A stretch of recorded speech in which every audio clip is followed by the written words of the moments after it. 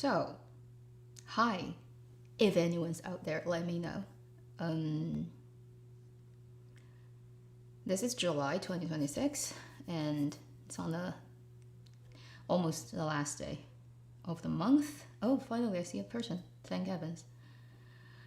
So, I have been away traveling, as most of my channel viewers would know, and because of that, I haven't been doing the May and June live streaming. And my system is absolutely weird right now in terms of showing me my computer that's supposed to do the live streamer hasn't been running for 2 months. As the result, it's all weird.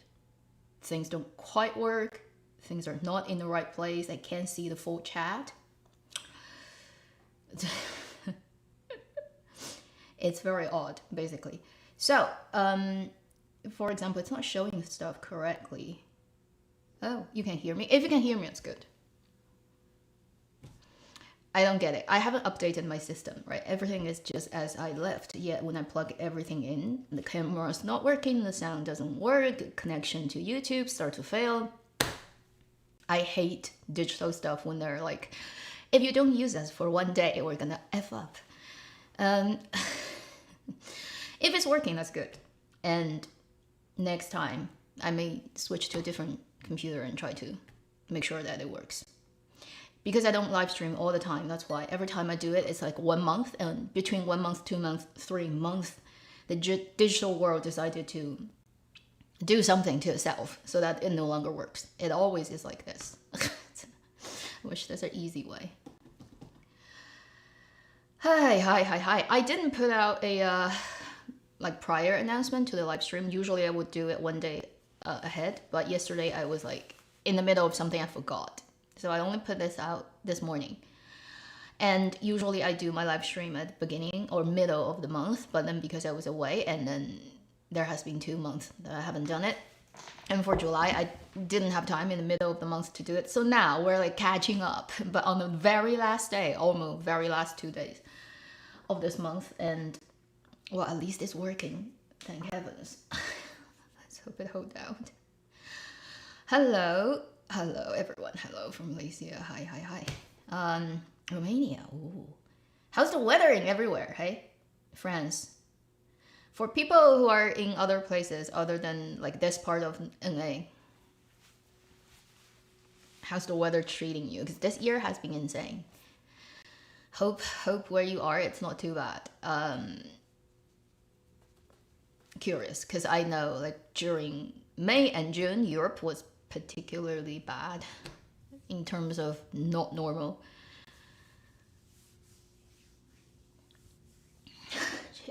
Wow. Pouring rain.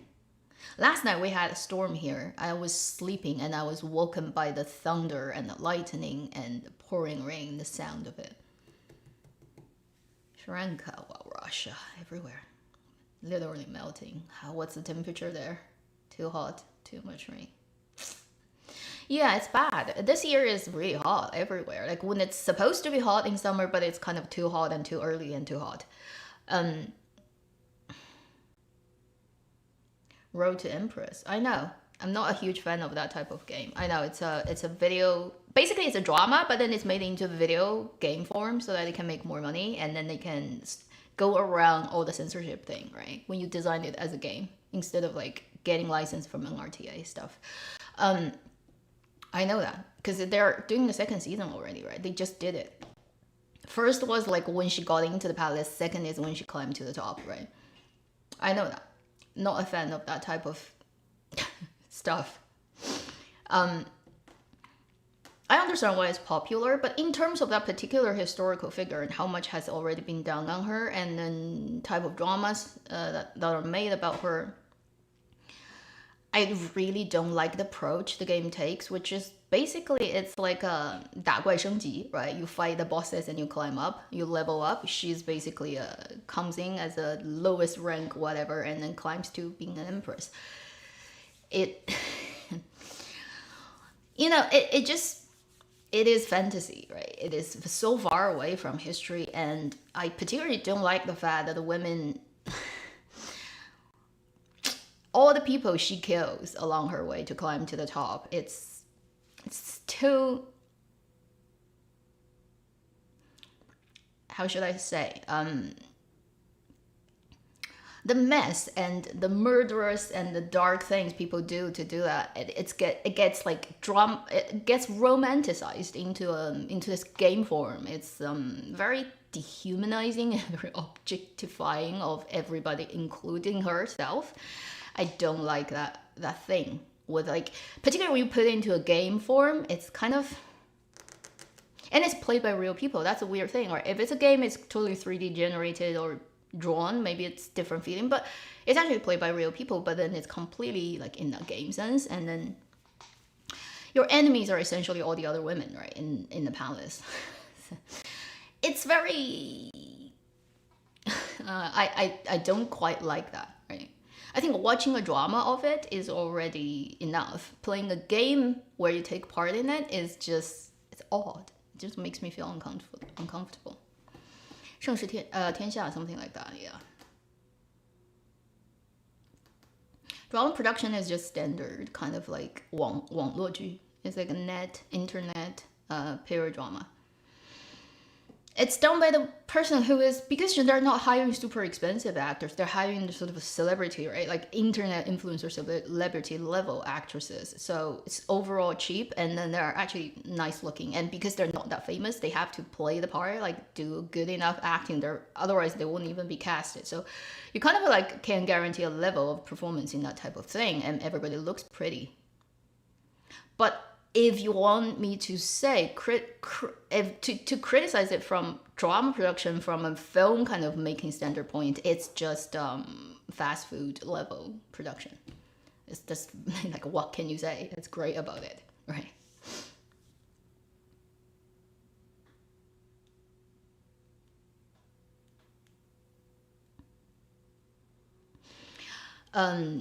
It's just personally, I am not a very big fan of the harem type of situation where, you know, like it's one like winner takes it all, everybody just dies, you just get rid of all the other women who are in your way.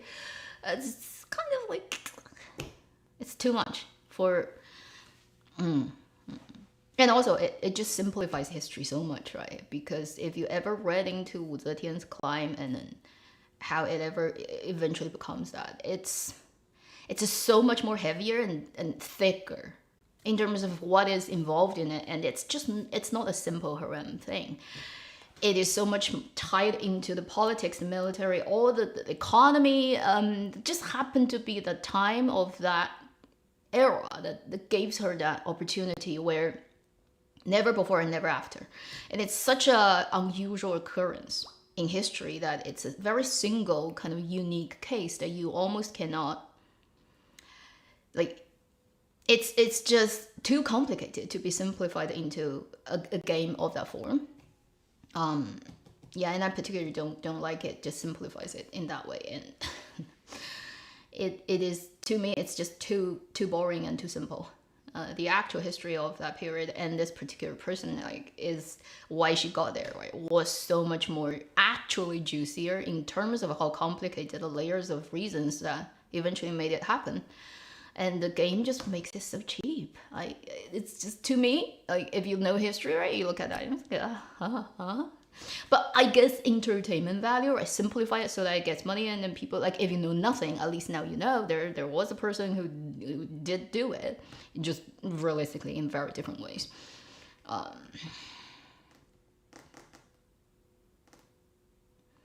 寒阳风起春山静. I have no idea what that is. Who made that name?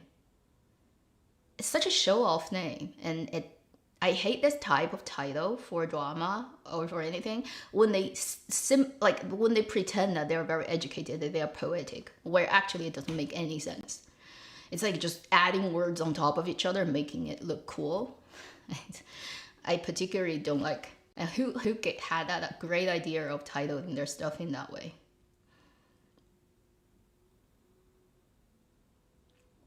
I put Overdid as the cover because I had to make a cover in like 5 minutes. Didn't have time to put it. But really, that is also the thing that is currently the hottest, but also most debated and criticized one right now, as of now, right, in Chinese popular drama world, let's say, because other dramas don't exist now. It's like, what are the other things that are airing that people are actually watching, right? There aren't many. We're at an odd temperature where if I'm not in front of huge light, it's okay. But when I'm in front of a huge light, I do feel it's too hot. But if I switch on the AC, the sound is gonna be bad. It's a little bit tricky. I'm just debating with myself whether I should switch on the AC right now.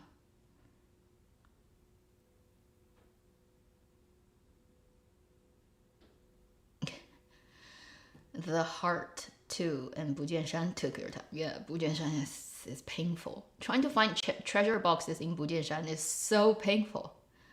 I hate vertical exploring. You just can't find them. Yeah, that situation, like when like what 2575, when you say there's nothing to watch in Chinese drama, that's very correct, and it's gonna be even worse, right, as time goes on, because we have less and less. Right now, there are only 1/5 of the dramas that are being made in terms of quantity compared to like 3 years ago, same time. This is how bad it has gotten. Even the top tier actors are out of work. They don't get offers because nobody can start a project now, and no money. There's no money, and there's no market, so there's no money, and then everybody's gonna become influencer, right? And like live streaming seller and whatever. They're gonna eventually have to sell their faces to AI because real dramas cannot afford to get made now.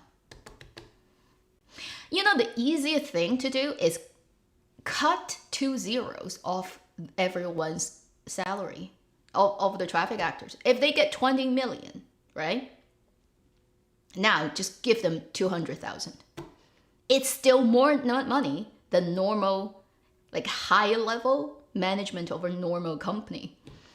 You do a drama 3 months, you get that money, right? That's like more than what some of the highest paying, like best doctors of a hospital. Just honestly, if it's like there's no money, let the whole industry just do this one thing. Cut everyone's like the top tier salary by 2 zero. Just cut by 2 zero. It's still very high pay and probably more like everywhere else in the world, whether it's South Korea or United States. And that will solve the problem. Just cut 2 freaking zeros so we all have money to make actual dramas. They should do that. How about the whole industry just decides from now on, all the traffic actors, you're worth nothing. Okay, you don't have that going price for like 20, 30, 40 million salary for one drama that you shoot 3 months. Now let's just cut it with 2 zero. Like just cut 2 zero, it's done. Everybody suddenly has all the money they need to film a freaking drama.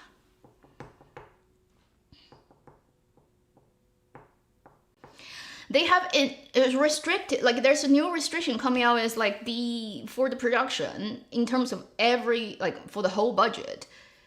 You cannot, like adding everyone's salary in terms of actors together, it cannot exceed a number. They're trying to do that. But sometimes it's still too high. And I mean, it does not make sense, honestly speaking. Even you are the best actors. You go and shoot a drama for 3 months and you get like 10 million RMB. It's like, why? Like, what have you done to deserve that much money? Like, there are doctors who do 10 surgeries a day and save 8 lives a day and do that continuously for a year without breaking, and they don't get 10 million for 365 days. Non-stop surgical, like, doctors. They get like 1/10 of that, and they're already like considered super high-paid doctors, and most of them don't. And you go on like in front of a camera, just put makeup on for 3 months and you get like 10 million, 20 million, 30, 40. Why? Like, even if they cut all the people's salary by half, it still does not make sense. It still is too silly. Because they're so expensive, right? And yeah, worldwide, yes, but China is particularly bad. China is the worst place, really worst place. Because if you think about Hollywood, right? Movie first is different from Television actors don't get paid that high. There are only a couple in the United States who get super high pay. And they're very rare. It's not like anyone can get it. It's in China, traffic actors get so much money and for no good reason. And also you have to think about Hollywood is global. It's like it's not just selling it to United States. It's selling to every other 200 countries. Your market in terms of proportion, right? If you are in the whatever, like 10 million, 100 million club, in many ways, proportionally speaking, that may make more sense. But for China, a domestic market, particularly not even like in huge box office cinema world, it's just television. Like you get that amount of pay, which is like why it makes sense. You look at South Korea, you look at everywhere in the world, even when their industry is quite well known, in drama production, nobody gets that much pay. Chinese actors gets 10 times more pay than every other pretty much known drama making world. Like why that makes sense? It's silly.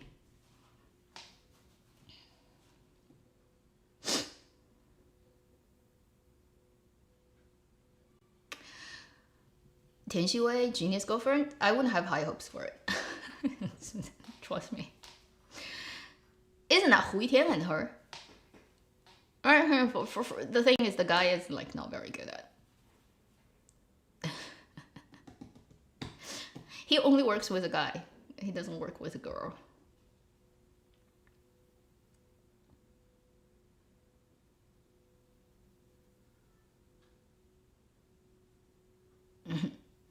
It's not they don't pay the taxes. They try to pay less. Chen Zhiyuan drama is good. Really? I don't want to check it because I look at a couple of snippets and I'm like, another drama like that? Did they just torture female lead again? I hate that type of drama. Anyway, I just look at a couple of snippets of that drama. I'm like, oh my god, it's that type of drama again. Also, like Wu Jingyan just gives me trauma. She's too like that in every drama she is in, right? Maybe I should go and just give it a look, but I wouldn't have high hopes on it. Also, Chen Zhiyuan, ever since he did something to his nose, I kind of cannot look at his face. Because he looks weird. He looks unnatural. Go back and watch Dear Ancestor. That was before he got famous. It's like the Yu Shuxing in 少主且慢行, before she got famous and did anything to her face or his face. Go back and look at what he looks like in that drama. It feels very like a real person. Now you look at Chen Zhiyuan, particularly this part of his face is so done that I don't know, like my brain just cannot compute it. I look at him and I feel like I'm looking at a not real person. His expressions no longer can do those like very natural thing. Particularly his nose just changed too much and it's odd looking to me. I just don't feel I'm looking at a real person. Every time I look at Chen Zhiyuan, I have this like uncanny valley kind of reaction to it. And I guess his early drama, where he was still like a proper okay actor, gave me stronger impression and too much of an impression. Now I look at after whatever he's done in Turn Traffic, he no longer is acting his roles. He's acting Chen Zhiyuan. Like most of the traffic actors have this problem of once they got somewhere, they stopped being an actor. They started to be, like they're only responsible for portraying their own public image. So in every drama, they're playing themselves. And it's just no connection with characters anymore. I just can't watch it.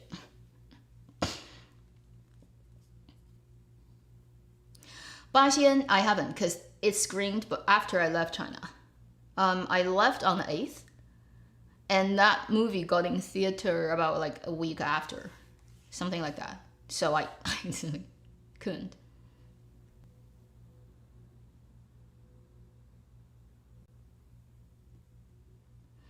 Chen Zhiyuan, yeah, there was a time when I had high hopes for him. Now I'm like, it's destroyed. There are so many like Zhao Lusi back in the days, right? They were like, like something potential, right? And then get sucked dry. It's like a fruit that turned into a dried fruit. Road to success. Road to success. Road to success. Road to success. What is the Chinese name? I know, because I recently talked about it. It's just too hard to remember all the English name.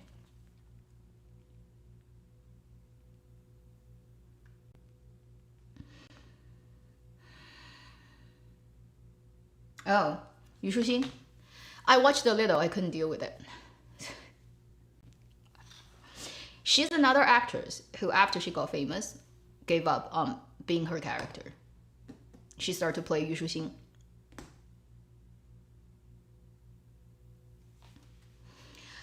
Or in the drama, she's a PhD, right? And then I watched a little bit. I'm like, there's nothing about her that convinces me she is the character she's playing, the character setup. It's like, okay, she kind of aged herself up a little bit compared to her other drama, like the skating drama, the skiing drama with Ling Yi. He definitely aged up a little bit from there, but still, like, baby drama, baby characters. Plain cute. I can talk like that too forever, but then I think most of my audiences will be running away.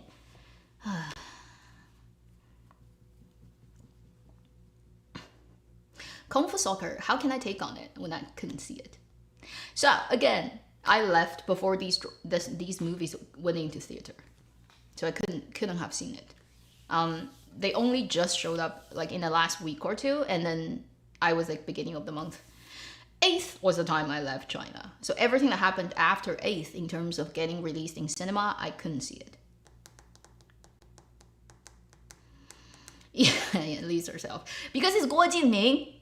My journey to you. Nobody is like their self in Guo Jingming's drama. Okay, when you go into Guo Jingming's drama, you are basically a mannequin in a music video. That's what you are. You don't need acting. You just need to be a mannequin in a music video. Seriality. Yeah, seriality is at least, you can see a little bit of real person there. At least it's not dubbed. You can hear their real voice. Like Love Her in Love between Fairy and Devil. That wasn't even her best acting, really. I really think before she got famous, she put more heart in her characters. And she was less self-conscious about, oh, I'm not looking perfect in this shot. So when she's sad, she would just cry ugly. And that is much more of an actress attitude than an idol. I would say go back and watch 少主且慢行. There was like, before she got into the iQIYI idol selection show, one drama before that. Although it's just too, like compared to now, right, it's too less known. In that drama, Yu Shuxing really was not aware that she needs to be perfect. And ever since she got into the idol show, everything she's done is just increasingly becoming more and more need to be perfect.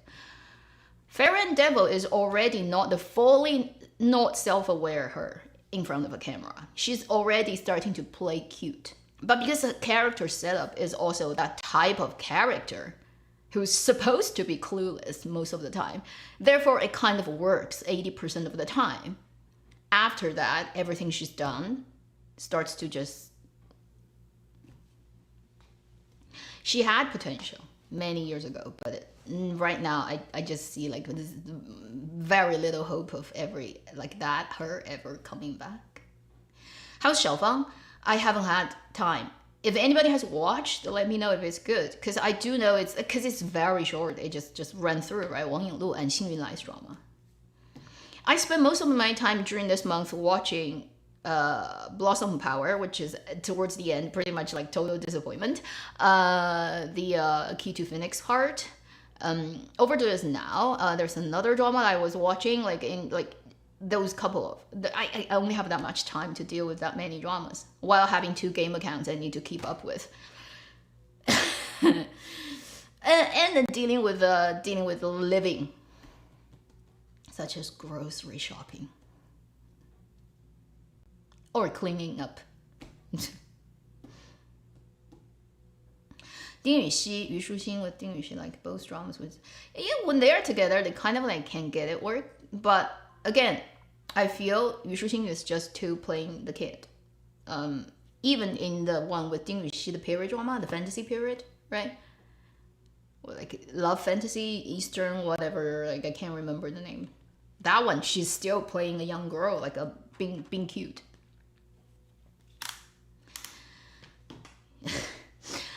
I bet in real life, if she's doing that, it's gonna freak you out, because imagine she's like almost 170 centimeters. She's a pretty tall lady, and then it's weird. And then she's like, what, 30? You see a person of that age and who's like being like a doll. It's freakish to look at. Yeah, Meng Ziyi is also like, she has always, like, she's stable. She always has been like that. It's not like she once was one thing and then she kind of collapsed into like a two-dimensional person. She always has been this hollow, pretty face. Her eyes are so big but hollow. Like, that's how I, like, when I look at her, it's like, cannot read any information coming off her face. She's just staring at the camera with her gigantic eyes and like one strand, clearly like separated eyelashes. She's just like looking at you like that, and you're like, what a white, skinny, huge-eyed, huge-lipped face. She's a face, and that's it. You don't get anything else. It's just a very pretty face. She always kind of has been like that, so never hoped for more. So I guess like I couldn't really disappoint from that either. And also, you have to know, like, she gets dubbed. It's not her real voice. Okay, so since I put Overdid on the cover, I kind of have to talk about Overdid more.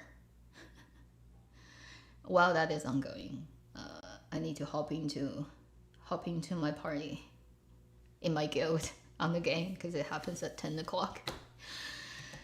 Nanyang Mystery. Yeah, Nanyang is so selling it.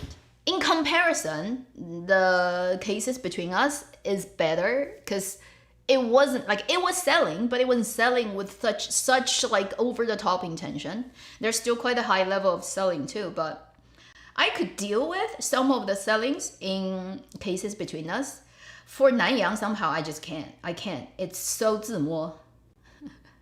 If you know the word in contemporary, like popular term in Chinese called 自摸, you know what I mean? Nanyang, both male leads are 自摸. They're so 自摸. It's like Cheng Yi in his dramas. Like, you know how Cheng Yi and Luo Yunxi, right, are indulgent in their own imagery so much in their period dramas? That's called 自摸. And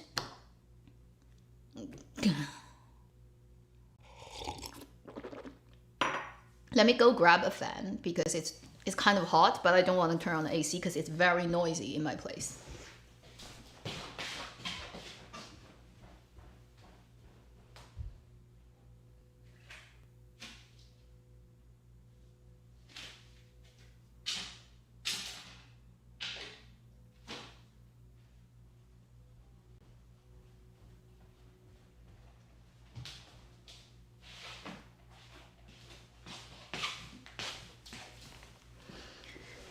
Perfect time to use this fan again. You haven't seen it for a while, hey?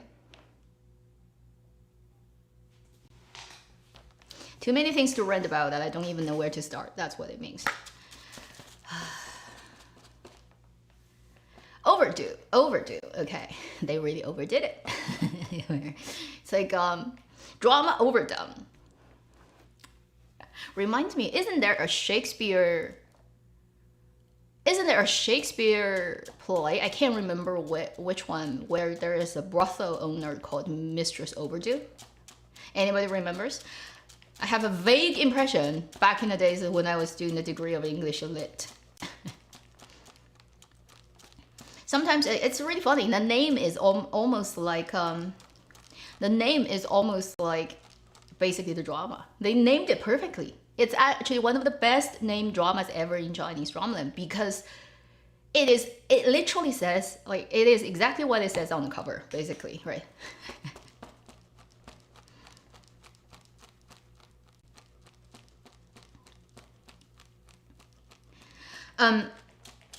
So when they first launched it, their opening sequence was completely AI done. And it's so cheaply done and it looks ridiculous that it got complained about so much online. Instantly, people were like, seriously? Supposedly your budget is like really high. Supposedly they have like a very high budget and this is what you do for like title screen? That is completely AI. And they had to go and redo basically the shots with the actors, right? A new title sequence and put it in. That was happening on the first day when it got released. And by the time I think I watched the first couple of episodes when that title screen was there, but I almost just always jump across it. Like when it started a few seconds, I start to like forward because there's like ancien, you can jump across the title and the ending. Like that's what the app has. I just didn't even pay attention until I realized people were complaining about it and didn't pay attention at that. I pretty much knew this is a failed production within the first minute. In terms of how it shows up. Like, you know, like a catwalk of Zhang Minghe showing up with all the lights coming, right? Like he just got out of prison and his like supermodel coming in with like the shots, close up, slow motion of his shoes and everybody and all the lights going, the bokehs and when he walks into the shot, I'm like, shit, this drama is gonna be epic, like in the bad way. And then instantly, pretty much right at the first episode, first scene, when he was talking to the girl he's supposed to get married to, and you know that editing, it's like the girl tells him, I will make you basically your life a living hell. I'll make it worse than you die. And she says, 生不如死. First, it's like a very close up, tight shot of her forehead to chin. It's like pretty much that's how tight, like that, right? Of her, like on the side, it's like slightly turned that angle. And it's like pum, pum, pum, pum. Every time she says a character, 生不如死, it's a jump cut. Boom, boom, boom, boom. Honestly, I haven't even seen that in like short video because it's such a... You know what you do with that? Like my video, right? If I do a commentary video and then I have very strong things to say and I need to say the Chinese word boom, boom, boom, boom, I may cut it that way, but it makes sense for my video. Or if I'm doing a particular high-paced editing and if that's a moment that needs to happen in that kind of music cue, boom, boom, boom, boom, I may do it. Those are the only two situations where I can think of that I think that kind of jump cut will make sense in a video. This is a drama narrative. You're introducing these characters. You barely know who they are, right? And there's like a big head, boom, boom, boom, boom. Cut to like her here. And it's like, 生不如死. I'll make her life 生不如死. As an audience, I feel 生不如死. What the shit? What is this shit I'm looking at? Pretty much that shot destroyed all my like hope for a drama. And from that point onwards, I was just looking for jokes. I was like, let's see how ridiculous it gets. Like how many absolutely ridiculous things we can get out of this drama. Now it has become so fun to watch it because you don't care about the story. You just want to see how bad it gets. And it becomes actually really fun. Maybe that's totally the point of it. They know like if we can make it as ridiculous as possible, then more people will want to watch it because they want to see how bad it is and laugh at it. 黑红也是红, right?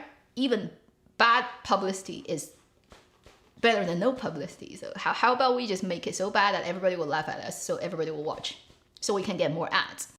Because if everyone's watching, no matter for what reason, if there are that many people watching, the advertising companies will be happy to just put it in or it will get money. Who cares?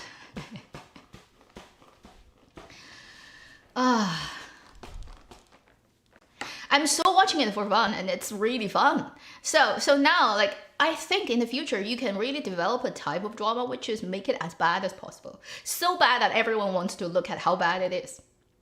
Obviously, at the cost of the actors, right? Because they have that in their portfolio, which their grandson is going to laugh at them if they ever had descendants. Like in 50 years' time. It would be very embarrassing. But at least everybody made money. It's not for nothing, you know?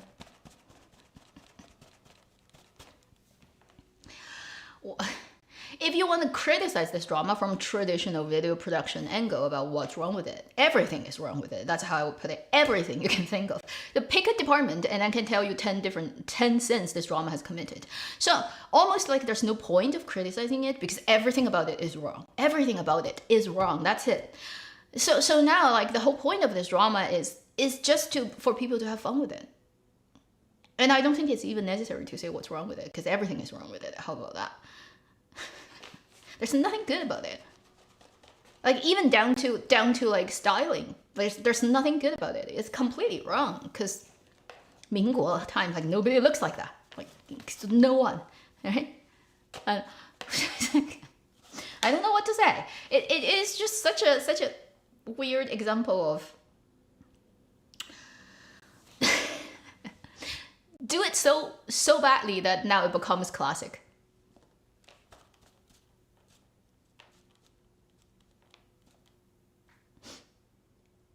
Maybe they intended, like, that's the point.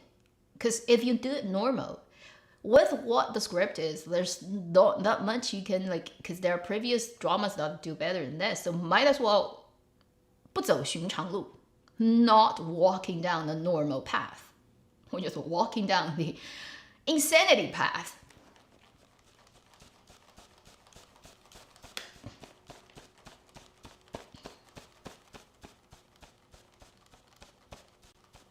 Chinese people think it's ridiculous.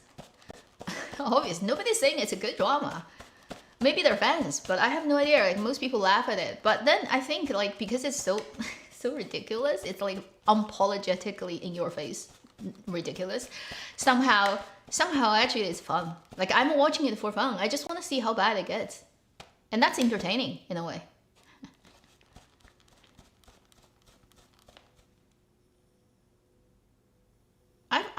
I've roasted too many ridiculous moments in like my separate videos. It's 工伤 if I have to do a collection. They're torturing me. Where the money goes. Yeah, you wonder. I heard the budget is a couple of 100 million. Something like 200 million or something. More than that. I'm like, what? What? Hold on. Sorry? Where did money go? Skin smoothing? You know, like how pale and white and smoothed out like milk, like cream, their faces and their skin are. It's so because in reality, honestly, Zhang Linghe doesn't have that good a skin. If he doesn't get filters, I think if you happen to see a real shengtu of him, you know he doesn't have very good skin. There are a couple of actors who really naturally have very, very good skin. He's not one of those people. And yet in his drama, he's like perfect, smooth, pale, white, like everybody looks perfect. Their skin looks perfect. I'm like, yeah. Yeah, the helicopter, like how she just shot out, right? Like she just lifted herself up into the air and zoom. And he chucked a parachute away. He chucked the parachute so they can be holding on to each other and come down with one parachute. I don't think that works with physics. You're gonna die, okay? It doesn't hold you up in that way. You both are gonna crash, basically. You know, like even actors are super skinny. They're still humans. They're not feathers. Yeah, Overdid is so funny. Everything about it is funny. Everything about it is so funny that I don't know where to start even. Even its qipao is funny. Like how Wang Churan is dressed. She has a lot of outfit, right? She basically changes one outfit fit for every scene and she doesn't repeat and she's has like a million outfit. But her qipao is so wrong. Like and the styling for this drama for Mingguo is so wrong. Everybody has the wrong makeup style, the wrong hairstyle, the wrong costume. Like it's like stage play. It's like a high school stage play. In term, particularly like the military uniform. It's like you rented it from one of those like photo shoot for like 200 RMB and you dress up and walk around and people take photos of you in Shanghai. It's like that. It's so ridiculous. And then Wang Churan 是旗袍. Her 旗袍 are so tight. Hers like so tight. It's like she's wearing a corset inside of it and she couldn't breathe because it's literally so form-fitting. It's like sticking to her in every angle. And like even if you bend, you're gonna like break out of the clothes. It's like completely caging her. That type of qipao does not exist really in reality. Maybe like only in adult store, like people cosplay it. In reality, for qipao, particularly in actual Mingguo, most of the qipao are wusang, which means it has no darts. Like it has no breast and like waist darting to form the shape. The type of really form-fitting qipao didn't come later. During the time of Mingguo, the standard cutting of a qipao is wusang, which is based on traditional Chinese hanfu, which is one piece of cloth that drapes over your shoulder and it gets cut, but it's flat. So you stitch them together, it's in a flat way. Therefore, when you wear it, the thing is under your armpit, there's gonna be folds. It's gonna fold up because there's no this type of seam that's like linking the sleeve and the body together. It's one piece of cloth. It drapes over and then it basically gets like stitched up here. So when you fold, this gonna have a lot of like creases here. If you go and look at historical photos of Mingguo qipao, most of the qipaos are wusang, which means you will see the folds here. Therefore, it cannot follow your form that tightly. It like it wouldn't really, like some of it may have a cutting that basically just has a little bit of the curve inside the waist, but it has no like the folding and the restitching the darts of the breasts like the Western, sort of like more of a 3D tailoring. Chinese traditional tailorings are completely two-dimensional. It's flat. Therefore, you will never have a form-fitting qipao in that way with traditional and how qipao actually gets done back then. The later, very form-fitting, like the half seams on the sleeve, having very tight form-fitting, almost like 礼仪小姐, like at the like hotel entry, like or the restaurant entry, those like standing there looking pretty girls. Those type of qipao are contemporary ones. They didn't show up until like much later half of the last century. Early half of the last century, it's all like pretty much flat. So in her time setting, there's no way she could even buy clothing like that because nobody cuts it like that. And it's not a thing, right? It's not a sort of aesthetics of qipao anyway. And then they cut her qipao to the point where I feel it's torturing the actress. She must be like not eating when they're shooting and cannot eating for the whole time when she's in that, because once you ate anything, it's gonna just push your stomach out. Unless she's like one of those super person, no matter how much they eat, they don't change their form. There are people like that, right? Athletes can do that, but I don't know normal people. She's just like being tortured by her clothes, and it doesn't even look good. It's just too. What are you trying to do? It's just like because Wang Churan's her prettiness is one of the selling point of the drama. Let's just milk it. Or whether it's her super like over the top makeup, the whitening of the skin, or whether it's like her qipao that is just so tight on her. I don't know. I just think that overall is pretty stupid and very, very cheap. It just makes everything look super cheap with this drama. It has no taste. Or it's too crowd pleasing, or there's too self-indulgent. I don't know like how you describe like what really is the motivation of doing things like that, but the result is it looks like cheap. Let me text somebody because they just sent me something. Oh, where is my friend? Hello, can't find. No.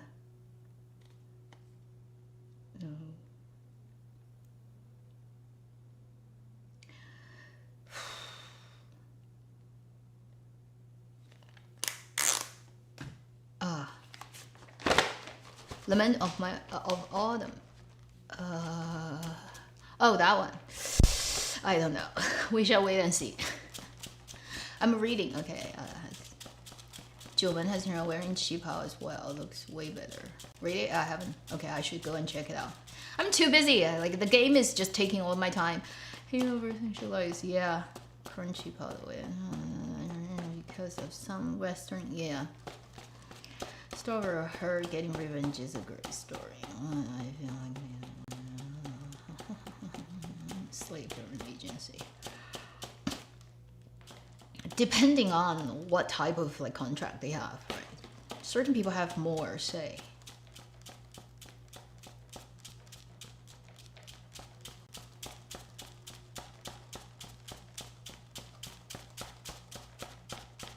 Zhao Lusi having such a hard time breaking away. That thing is much more complicated than that. It is pretty much it's a stage show. I'll tell, like, that's how far I'll tell you. In terms of her breaking away from her company, it's a stage show, and it's much more. It's not like the company just want to exploit her, and there's a lot of like inside player thing going on with that whole deal. And in many ways, it's kind of like half flopped because they didn't anticipate it's gonna backfire so bad. But anyway, I'm not gonna go into details. I do know quite a bit about that thing, but not gonna say it here. Just don't think everybody is naive little bunny in this game. Everybody who comes in, they know what they're doing. Okay, and if there's no benefit to be had, then nobody would be so silly to do it.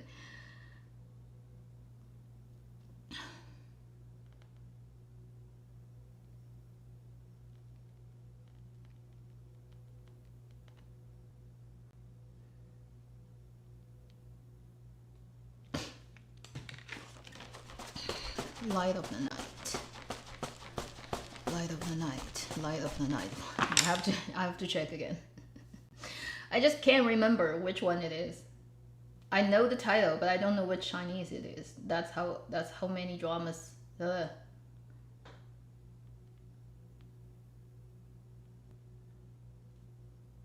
have to be reminded because there are too many, and I do know this. Here you go, bye. Probably not gonna be. I watched some of it and I dropped out because it's boring. That's how I put it. As a police drama, it's not good enough. Sorry, if you're Wang He fan or anything. To me, the story itself is not good enough. That's it. As a detective story, I was like, I'm getting so bored and I'm out. Light of the night. Yeah, I did watch some parts and dropped out. I remember it starts with like in the buildings, like top floors, there's like a KTV, right? That's been abandoned for years. And it's like a case that happened like how many tens years later, and then like 2 timelines.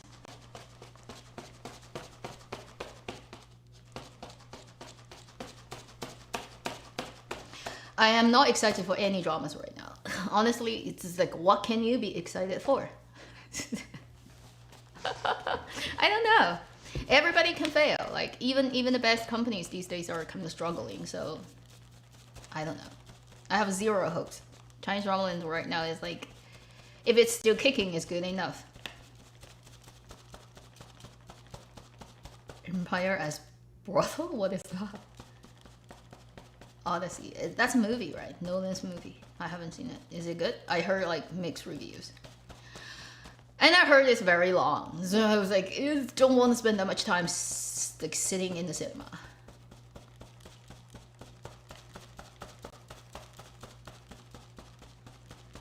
Tan Song-yun's upcoming drama. I don't know what to look forward to, really.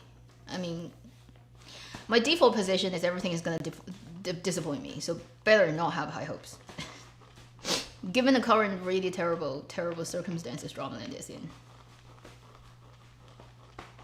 Wu Jingyan and Chen Zheyan. Really? That's the title? They gave it that title? Wow. Is it just because English title is not gonna get censored? Yu Tingyao, right? I think the current Chinese title is that. Previously it was called Jiangshan Weiping. I probably will go and give it a look, but if it's not good enough, I'm not gonna continue. And honestly, with Chen Zheyan and Wu Jingyan, I don't have like, you know, high hopes for it. No, now it's royal betrothal. Okay, I look at it as brothel somehow. My brain. See, maybe that's like subconsciously. I just think the whole entertainment business is a huge brothel, which might be true. More true than like not true. It's just everybody's pretending it's not.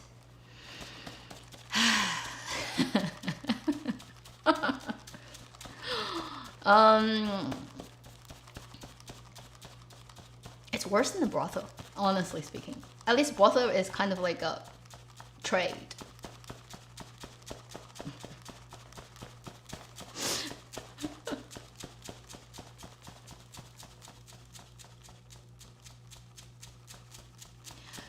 Kung Fu movie, you have to go and ask people who have seen it. I couldn't tell you.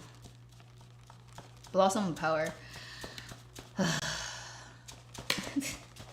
Blossom Power, like as it goes on, I'm like keep just rolling my eyes. I don't have much to say. Like early on, it was still okay. As it goes on, it just keeps getting more and more. First, it's too slow. It needs 20 episodes and it's 40 or 36. I can't remember, but it's too long. It's too long. There's like nothing going on. Second, the plot armor of the female lead, right? One of the thickest plot armor in the recent couple of years. She cannot fail. She anticipates every enemy's every move. She's always 2 steps ahead. She doesn't need really any effort. Barely. Her plot armor is so thick that if tomorrow is the end of the earth, I will appoint her as human leader because she might actually just get out of it alive. Maybe only herself, who knows? But maybe she can get a couple of people out as well because she's super armored. Blossom Power, Meng Ziyi, her plot armor. Yeah, I wish I have that in real life. I'd be sitting on top of the world right now. It's got to the point where it's a little bit too ridiculous. And I don't know, like it's not, nobody really ends up being a convincing character at the end. Everyone is so fake. It's like that type of crown princess, like consort, that type of emperor, that type of this person, like yeah, that makes sense. The male lead, it ended up being just this like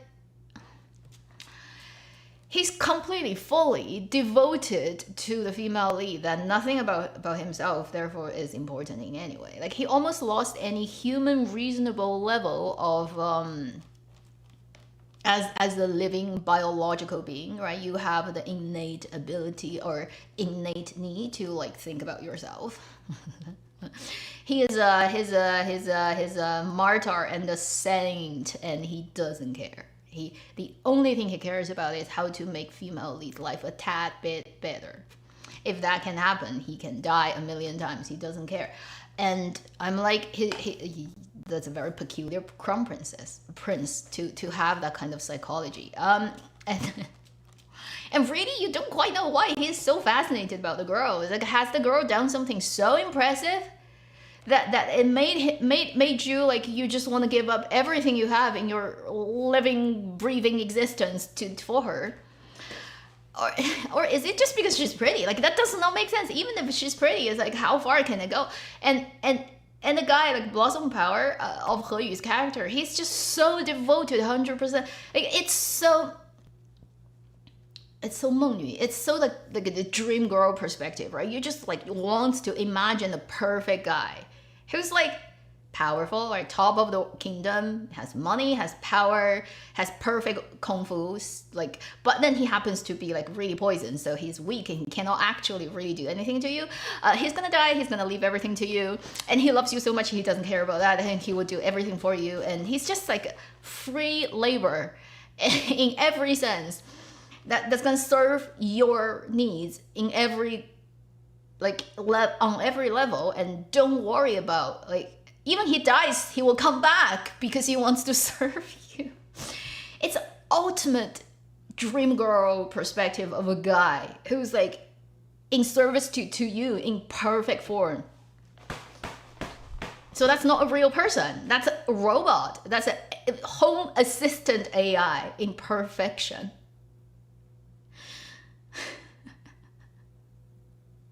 He's like so poisoned, he can't do anything, but then you can still have a baby with him. Yeah, cool. You know, like if you want to get a guy who can do that, right? Like you probably have to look forward to like contemporary technology to break through, to give you that 200,000 USD dollar cost like human AI robot. You can design their face. You can make them look like whoever your favorite actor in the world, and then they will always follow your order, and they will always think of you first, and they will do everything for you. They look like just a living, breathing human being in your house. You just need to charge them up or they can charge themselves up from the socket. I don't know, like they're perfect. That's what Blossom Power's male lead is like to the female lead. It is so funnily perfect that I feel like it's almost a torture for the actor to play this type of role, because if he's a reasonable, normally logical human, after the director say cut, he probably would be like renting in his heart. It's like, what the fuck am I doing? Who the fuck is this stupid guy I'm playing? Holy shit. If he's a normal person. Okay, I have no idea. Maybe he buys into that too. I look at that, I just like, I so cannot deal with how stupid it ended up being.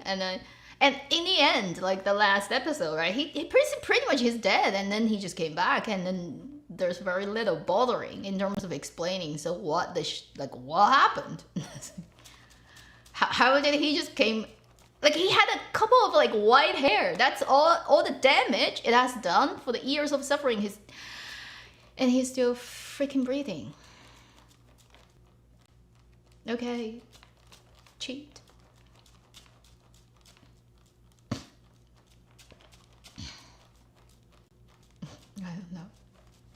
I don't know. And the Meng Ziyi is just like blank face, blank pretty face. And I particularly hate how this drama just uses every other female characters as a tool to 反衬, right? To compare and then show how perfect Meng Ziyi is, her character setup. Like her good but pathetic sister, like her bad and then deserve what she got sister, like two sisters of two families, right? Like that princess who wants to steal the male lead but didn't succeed. Like every other supporting female character is there to basically be used and tossed away to show how cool our female lead is. And some of the moments are pretty disgusting actually. I was like,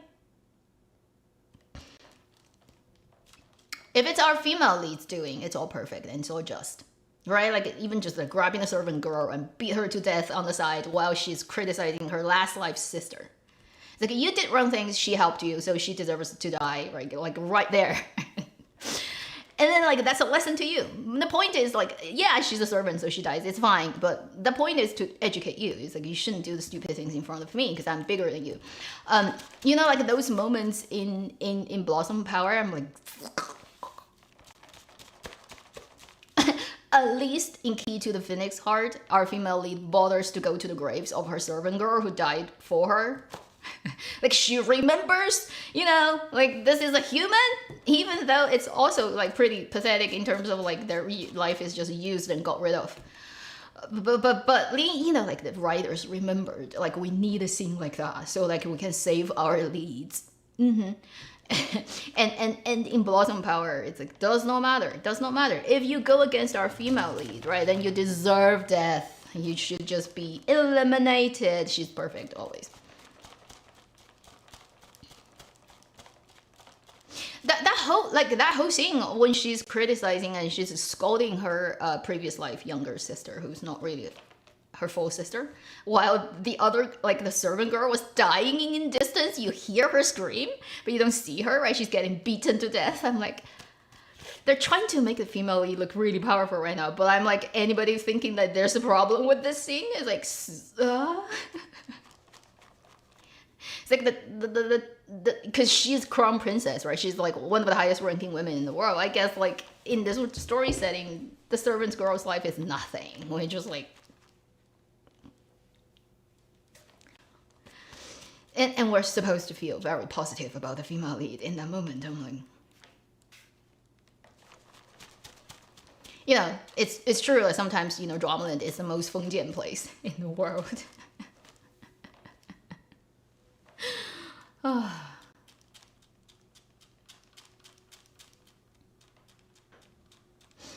Yeah, there are many scenes like that as it moves towards the later part of the drama. So I was like, oh my god. The more I look at it, I'm like, in comparison, right? In comparison, I think Key to the Phoenix Heart at least is aware there are pitfalls of this type of drama, so they're trying to avoid it. When you look at how they set up characters and how they write certain scenes, they're very consciously trying to always pull, like keep control. Like if we have potentials of a point here that we need to be aware of, we'll go and deal with it. So even though it's not a perfect period idol drama, and I don't get Ho Min-hao and Wang Yilun, I think they're just like they're not doing anything. They're just there to look pretty. And even like whether it's pretty is like arguable because it might not be your type.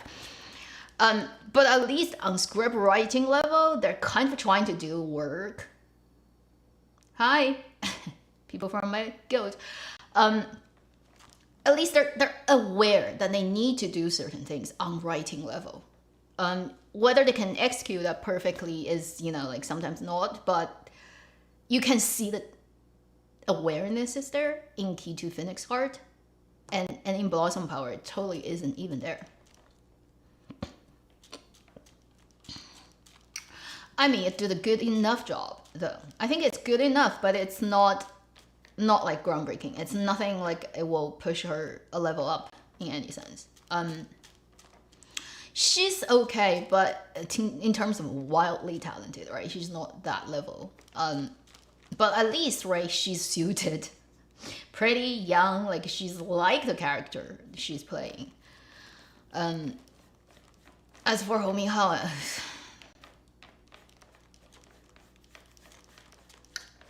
I don't know. I feel like he's not there.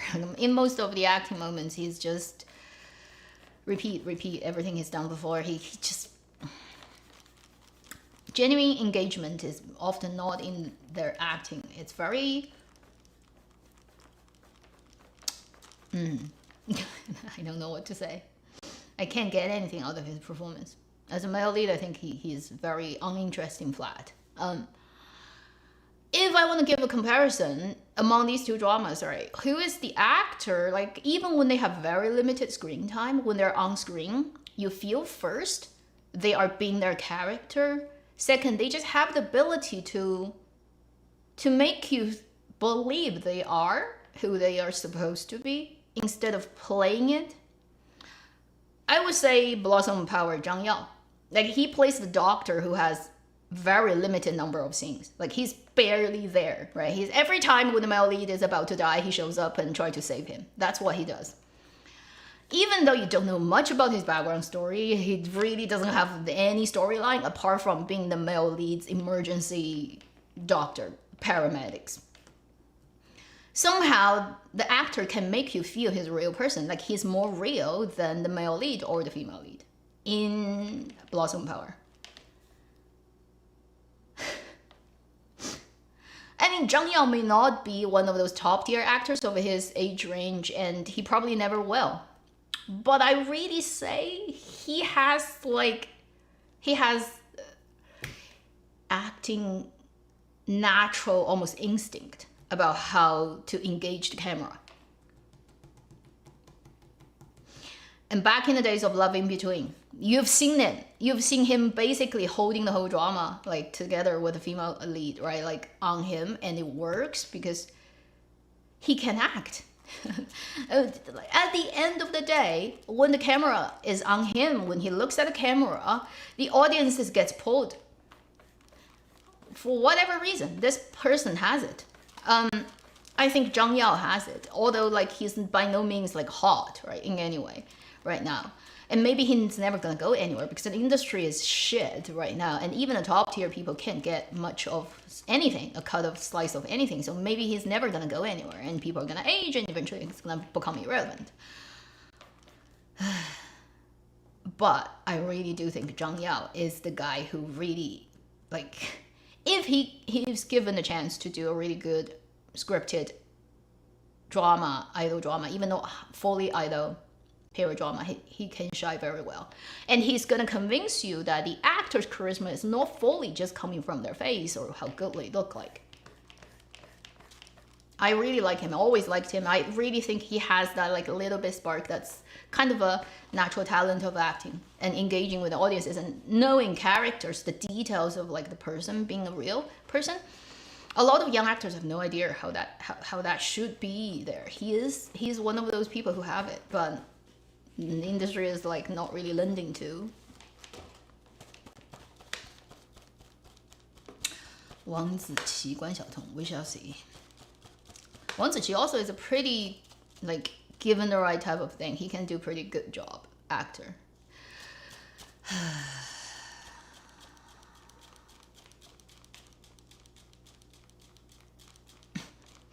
Yeah, Hong Minghao to me, he's not even three-dimensional.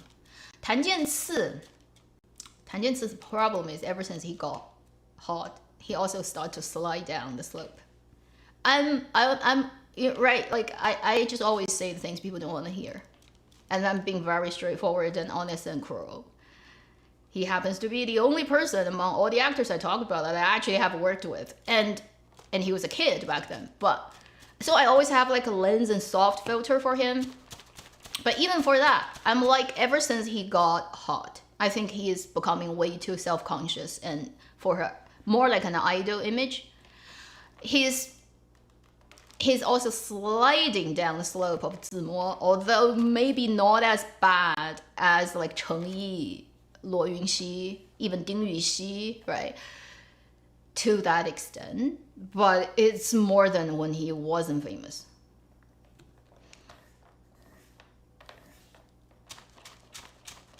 He knows being fragile, pretty, appealing to the female preference of the harmless but perfect male is gonna bring him fandom, money, and all that, and he's doing it intentionally. You can sense that very strongly. And before he got hot, as he is now, like, he wasn't. He was like all the actors, like the male I mean, realistically, you shouldn't have such a like as if you were playing a video game. Hope for the guys. Most of the guys, they're 小灯儿, right? Like they are the typical males, really. Yet they are not necessarily feminizing, but they're appealing to the female fantasy of the ideal male. As they get famous, they start to go down like from what they look like to how they talk and act and every dress code and the type of character they pick and even how they act. Is they are, whether consciously or subconsciously, doing that. That's not really genuine. It's basically faking it because they know there's things to be exploited. And many actors are going down that. Like you can sense that like that tendency being like gradually moved from their early work to now. It's very, very, very obvious. Tan Jianci happens to be one of those people that is also sliding down the slope, but maybe he's halfway. He's not like fully, just like completely self-indulgent in that. But you can still sense that, like compared to his early days. I'm not saying it's bad or good. Maybe there's like more to gain in that way, but do not get fooled in terms of being an audience, thinking that that is the real him. Okay, these are public image they portray to for whatever purpose, right? To get gains, but that doesn't mean that they're anywhere close to being that. Even like for people like Liu Yining, which I think because he's very unusual in terms of being where he is and where he comes from in the industry, I wouldn't have like unrealistic hopes for him, like to be the ideal projected male again. I'm never gonna, like, this guy is like 40-year-old. Right, and who's basically started from ground up and did every job possible to get where he is. Like if you think he's naive, you're stupid. And I'm never gonna like fantasizing them being this like innocent, pure, fragile flower. Like somehow males like wants to portray themselves like that. It's just gonna be stupid if you ever think that way.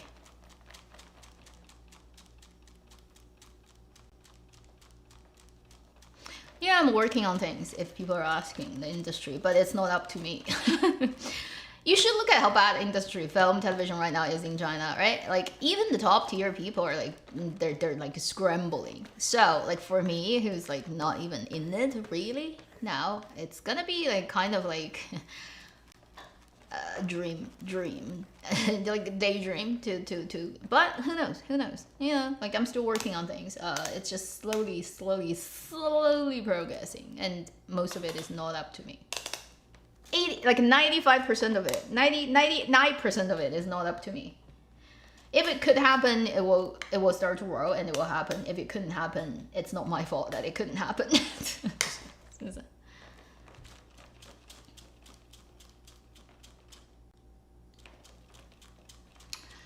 That movie, yeah, Sound of Silence.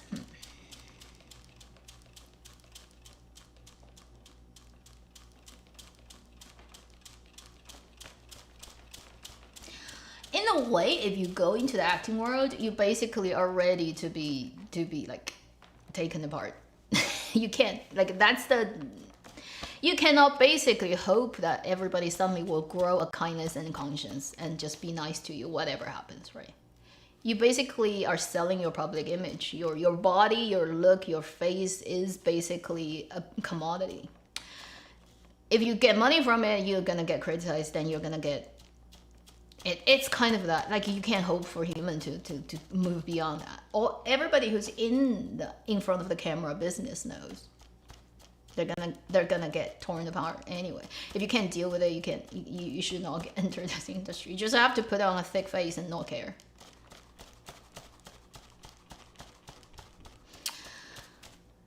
Movies is slightly different, right? Sound of Silence, that type of movie, slightly, but his main, like 谈电视 in terms of his main world right now is still in television, in dramas, and it's a kind of different type of acting, a different type of requirement for you. I don't know. He's not completely like hopeless, but he definitely moved on from where he was.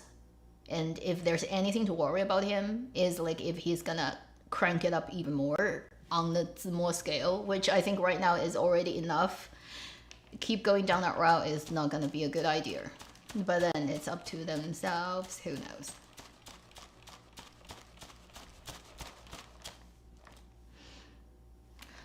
Most of the best actors are not in popular drama land. That's how you put it. In like the people you always see and always show up, they're not good. But then, you know, doesn't mean like if you're good then you should be seen.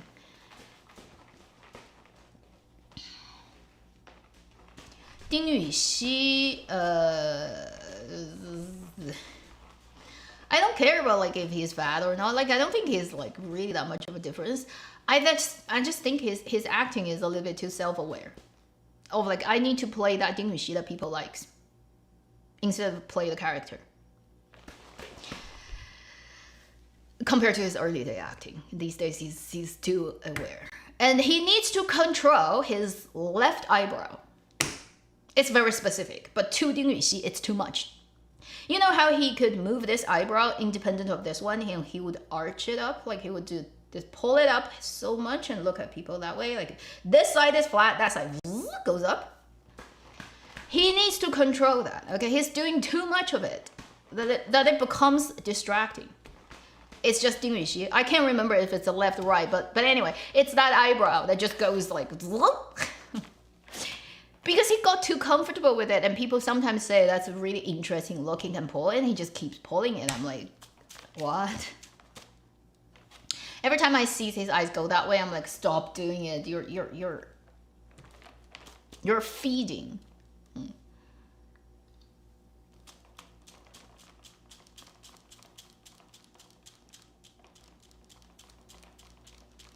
There are a lot of brilliant and underrated people. But they kind of are like not so, like even if the people you think are underrated probably are already famous enough so that they know, you know, they're underrated, right? There are plenty of people who you never see who are actually good, but they never get any opportunity. Like in plays, in other type of performance, they never got an opportunity to come out and stuff. And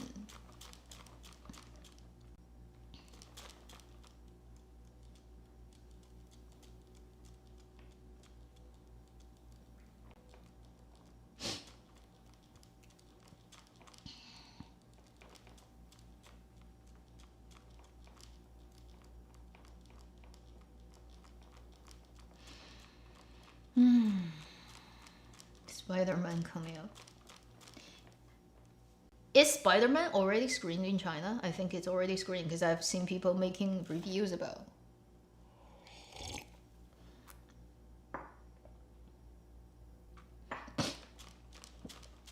Dai Xu. I don't think he's very underrated because actually he's like, for people who have seen him, like everybody is pretty fair to talk about how good or what problems he could have. Overall, he's a pretty solid actor. He's more like, he's kind of in between almost idol actor and then a proper serious actor, right? Because his looks just doesn't lend to being an idol. Let's be honest, right? He doesn't have that super sort of idol toward tendency look. So he probably couldn't go down that route.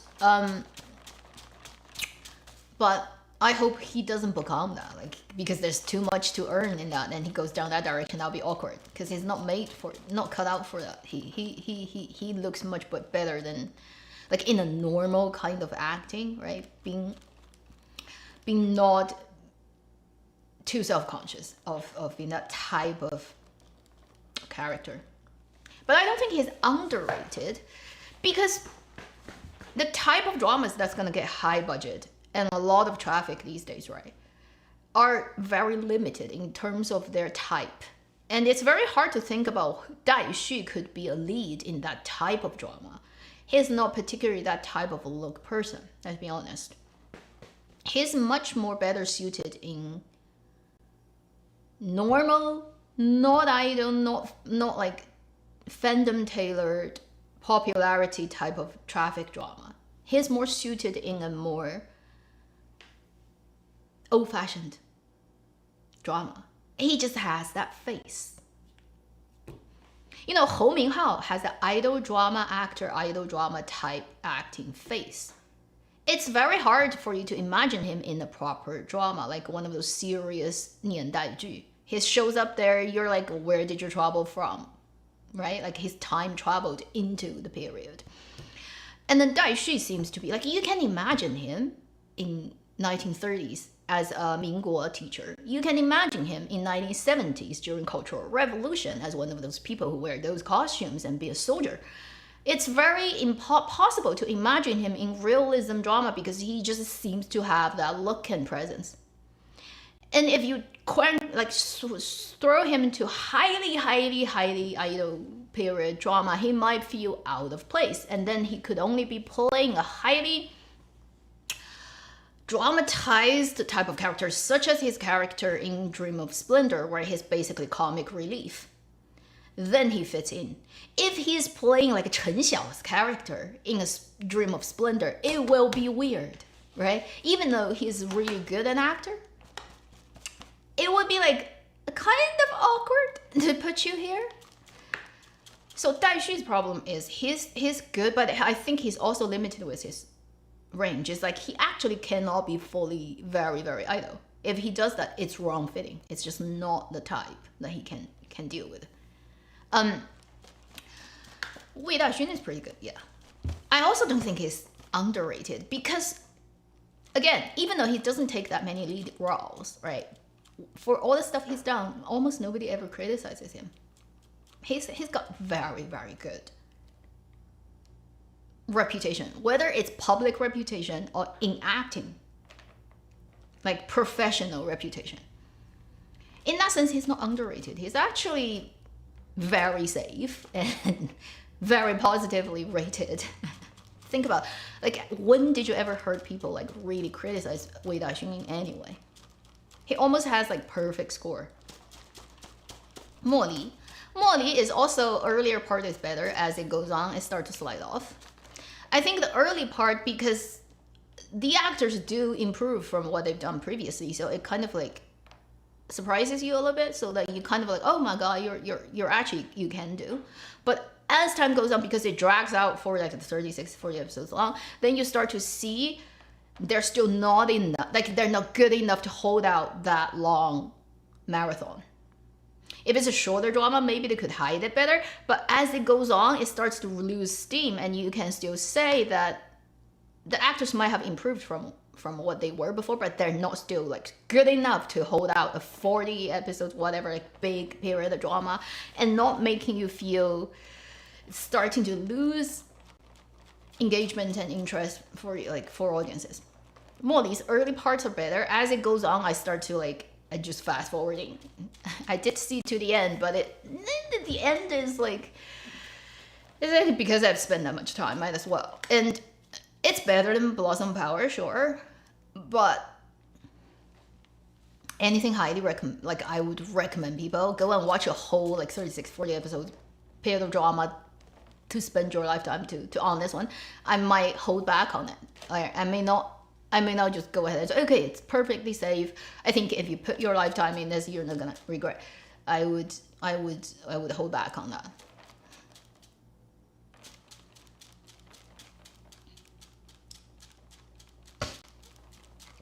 I don't know what happened to Jealousy. You have to ask herself. I don't know, because I'm not an expert of like stuff, but I think she looks very different from what she looks like before, right? Like 5-10 years ago, 7 years ago, whatever, when she first showed up, like 2018. I can't remember, 17, 18, right? And compared to now, right? She definitely changed a lot. That's for sure. But I'm no expert, and people change. What can you say?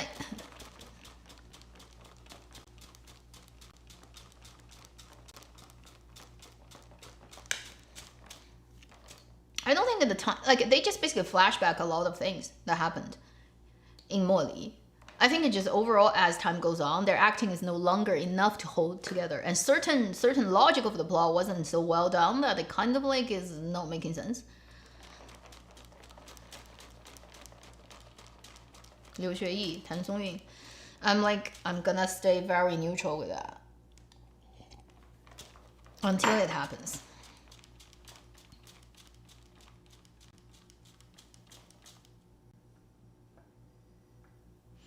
What do you mean? Martial arts scenes so bad. In what? Your question doesn't have a framework. What martial arts scene? In which one? Or do you mean everything? Mary Chan. 392?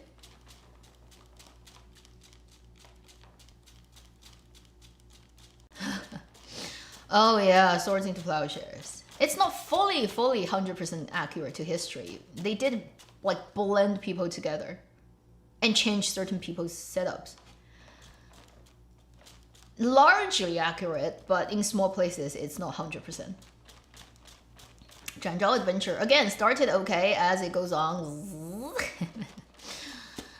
it starts to Shadow Sovereign. No, I don't know what that is. Can you explain why it is hard to get a proper traditional wuxia drama? Nobody bothers to train actors. Nobody wants to bleed and sweat.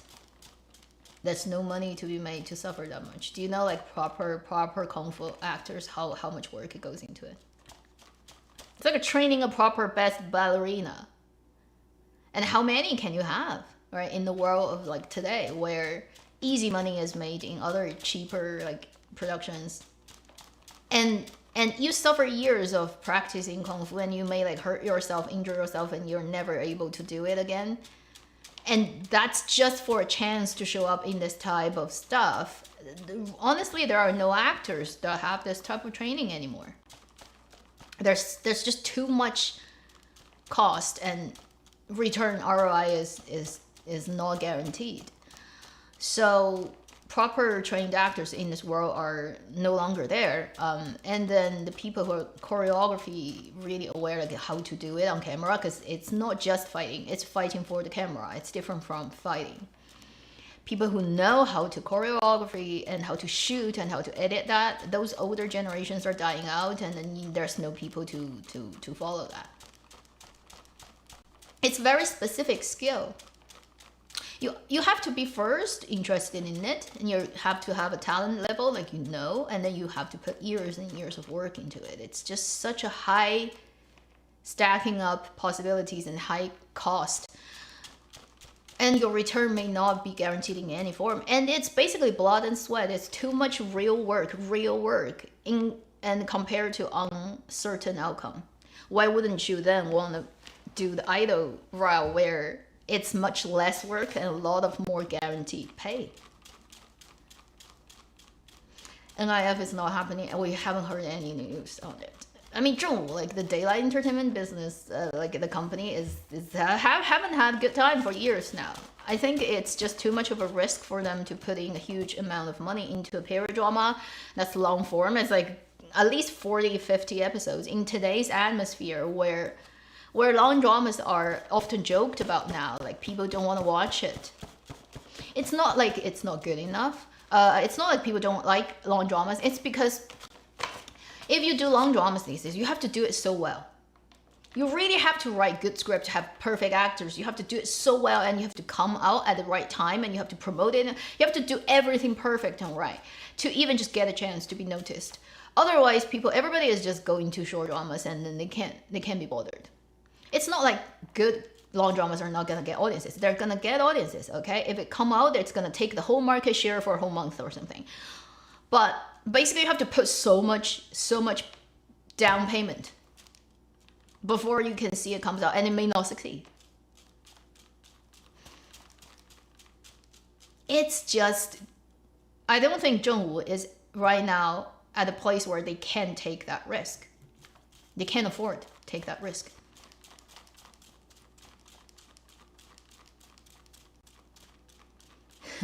A complicated Taiwan drama is better than mainland ones. Yeah, you wonder why. Because there are properly people who are just doing it like because they're proper professionals.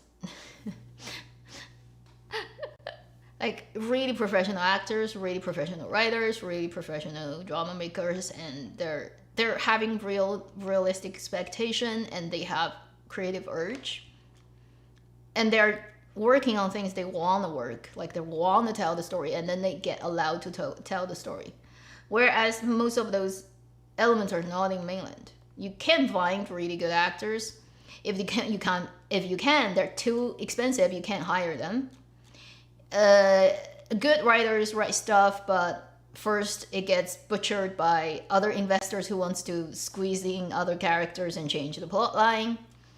Then censorship always is a problem, right? That even if you have like really great ideas, it may not work with that. And like everywhere everything can kind of is like working against you to make good dramas.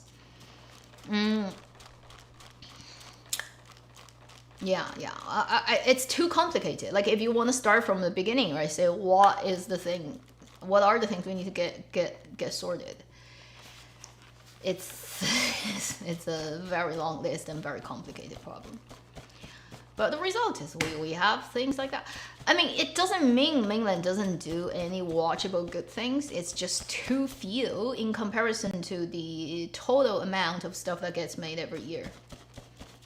You really can only pick the tip, right? A few a year, and the rest of everything is just garbage. Good short dramas. I barely watch short dramas. If you're talking about like vertical screen stuff, I don't watch them. I cannot deal with vertical screen. I watch them. I feel like I'm a horse, right? My vision is tunneled. Like I'm being pressed like that. I can't see through. I can't deal with vertical. I just find I can't breathe. I'm too old. My brain was trained back in the days where there's no computers, and then I'm trained to 24 frame, maybe maximum 30. Once it goes above the frame rate, I think I'm in the video game. I can't. I watch a drama that's high frame rate, I just feel uncomfortable. I just feel it's all fake. I just feel everybody looks ugly in a high frame rate. Can't help it. My brain just is too accustomed. If I was born like 20 years later, maybe my brain wouldn't, but my brain was like an impression happened too early on. Couldn't change it. Zhang Linghe's problem is he can't do big expression. His face cannot move too much. He's like Zhou Ye. They both look best when they don't do anything to their face. They just stay. They're just like this, zoned out and thinking about other things and not putting any tension on their facial muscle. That's when they look best. Zhang Linghe and Zhou Ye. Once they start talking and then trying to do any facial expression, it starts to crack up and then blah. Some people look better when they're moving around and talking. Some people look better when they're not. And it's just the way it is. You can't do anything about it. You're born with it.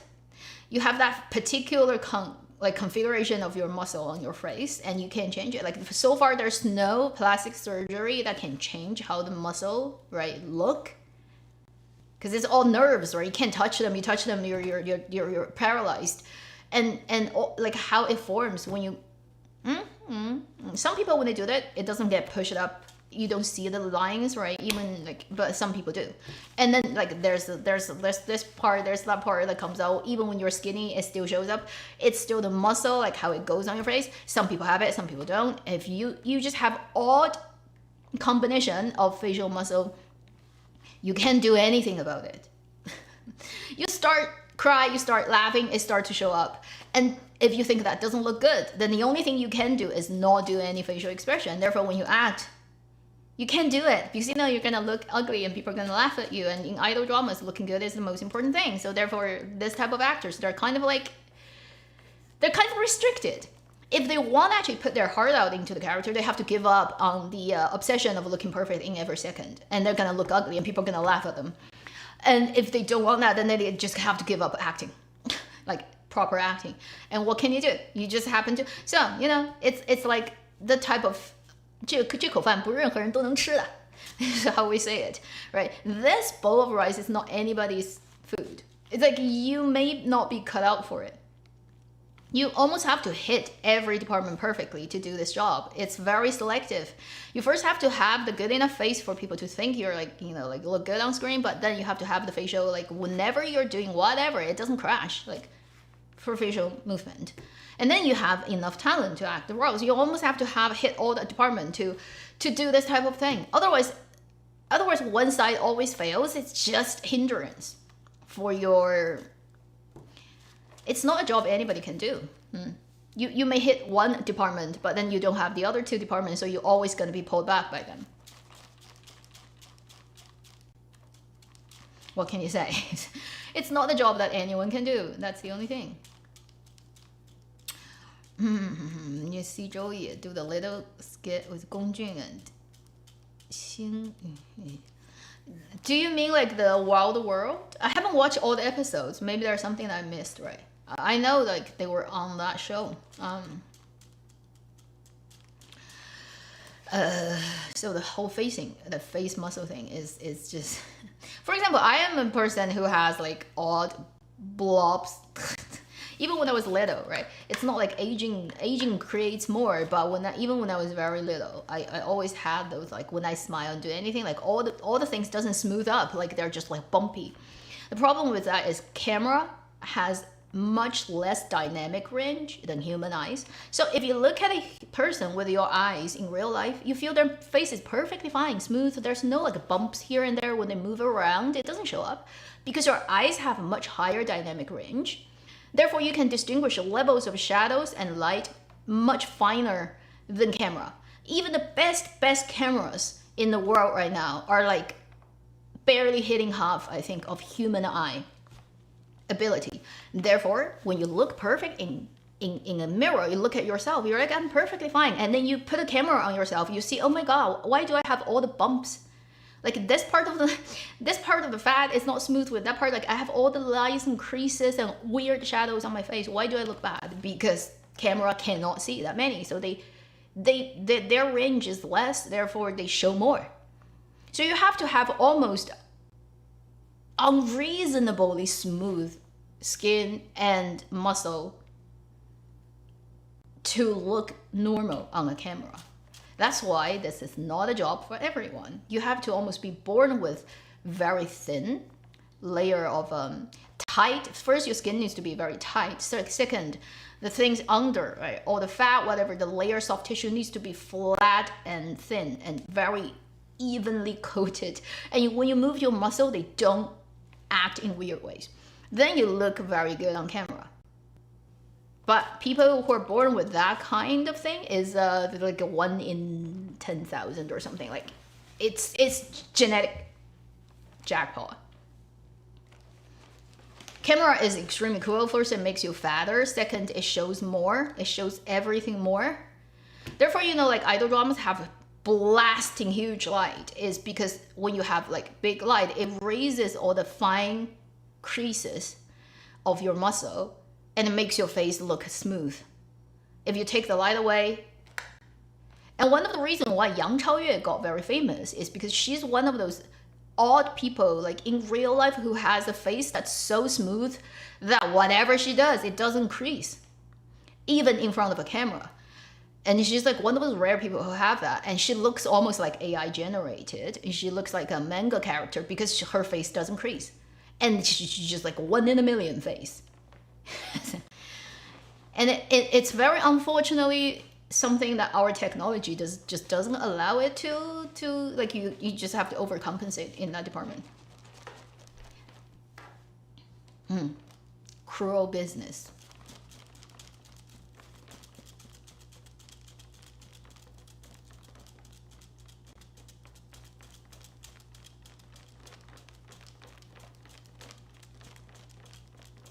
Gold mine list.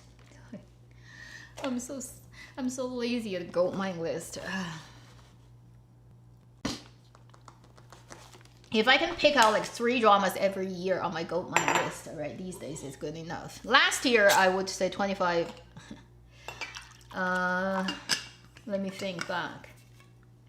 Definitely 反人类暴行, but it's such a painful drama, you may not want to watch it. As a drama, it's classic, it's A-list, but not for the faint-hearted. It's so painful.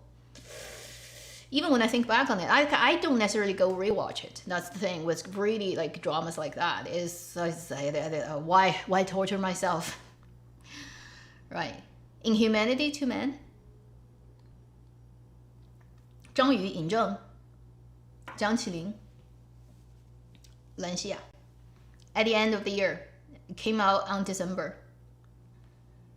About the Unit 731. That was the best drama of last year. Like I just can't think any drama is in comparison. Not even close. But the problem is, even if it's on my gold list, I'm like like a gold mine list bracket, do not recommend you. If you have this problem, that problem, that problem, that problem. You can't see blood, you can't see gore. You're scared about like real shitty things that have gone down in history. You're very sensitive to like that type of thing. I highly recommend you don't check it out. Even though it's already tuned down very much, it still has pretty hard to stomach stuff in it. Reality was only just like a lot worse, right? But Awkward is this type of drama is hard to recommend. Definitely not to kids, definitely not to very old people. It might be too traumatic, basically. You look at it and you're like, oh my god.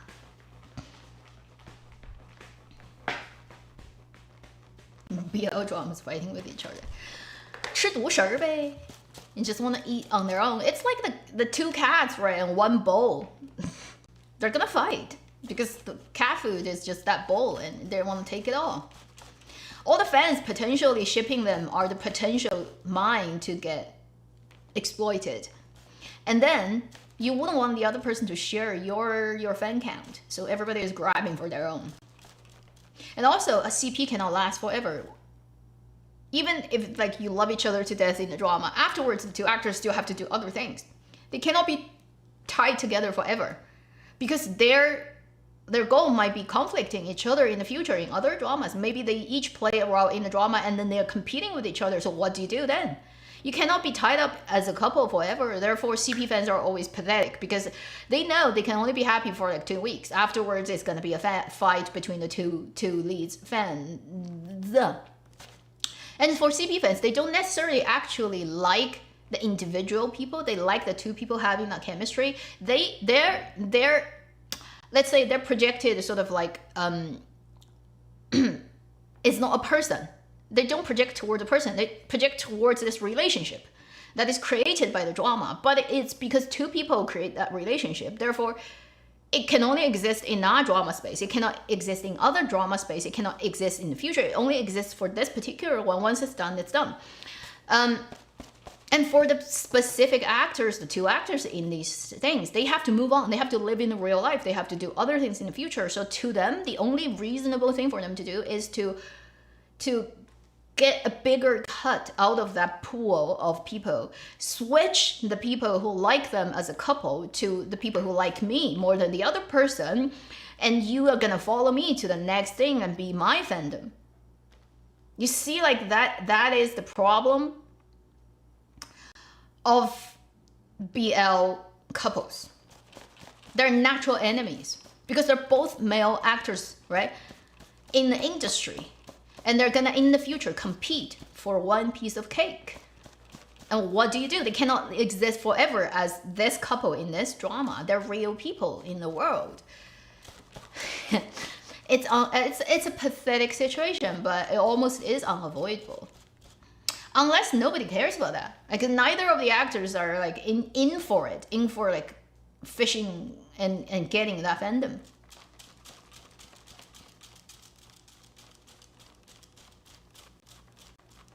Chen Xinxu, Li Yitong. Let's hope it works out. How are you? I'm good. Hi. I honestly these days have very little hope for dramas. Like I don't look forward to anything. If it happens, I take a look. If it's boring, I go away. It's such a struggle to every week try to think what video I should be making, because so many dramas happen. I go and look. I'm like, why am I looking at this? Why am I looking at that? I have to spend time watching this. Oh my god. Rise of Phoenix, is that the old drama? Is that like the Nini one? Can't remember. Anyone can tell me if that's the Nini Chen Kun one?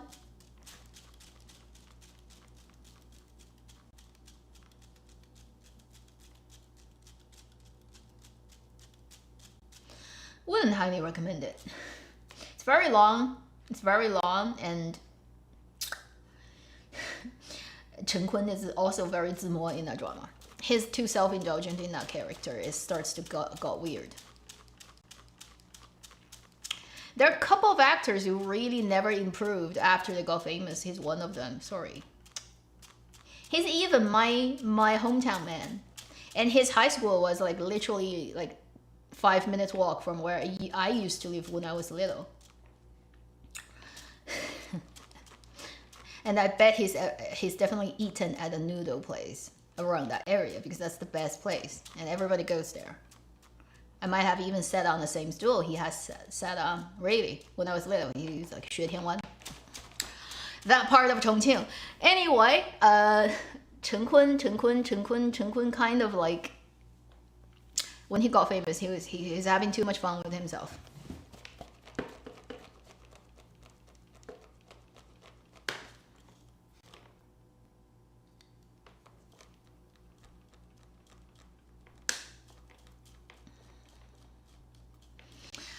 Yeah, sometimes I watch dramas also as radio play because it's like not worth your attention to fully look at the screen. They don't provide any more information apart from the lines spoken.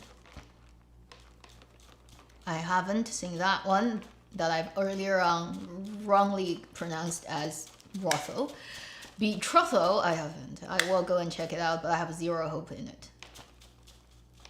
I think these days hoping like Wu Jingyan and Chen Zheyuan in an idol drama is gonna bring me something I've never seen is kind of like hoping for tomorrow when I open my door, an alien is standing in front of it and then talking to me in human language, but I know he's an alien. It's like hoping for that. It would be cool. But mostly I'm gonna open the door to nothing. Normal, everything in the street. That's it. What happened to Overdid? Overdown has happened to Overdid.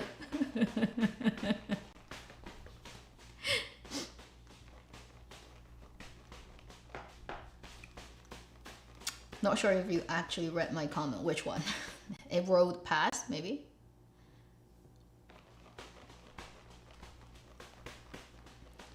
Chen Zheyuan. I miss him from the earliest days.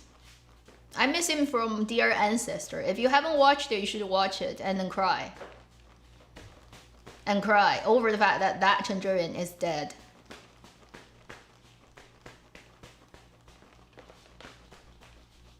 At the point, release all the censored BL in the dungeon.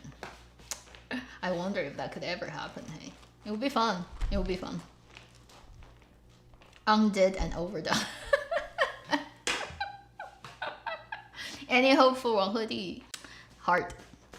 Okay, for certain actors, if you've noticed that the problem that they have, right, comes from the fact that they are too thin a person in reality. In terms of their knowledge, their understanding of the world, how thick the person is, right? How well prepared, how many tools are in their boxes.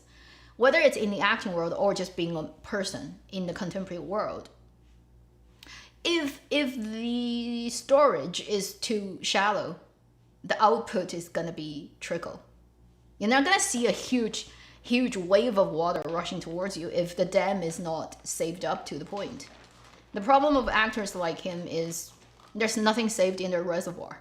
How could you expect a huge outpour? Mm?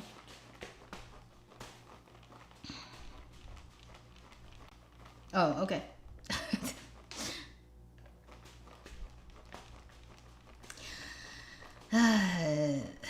No, he's just dumb. He's not dumb. Like, in terms of being quick and clever, he's not dumb.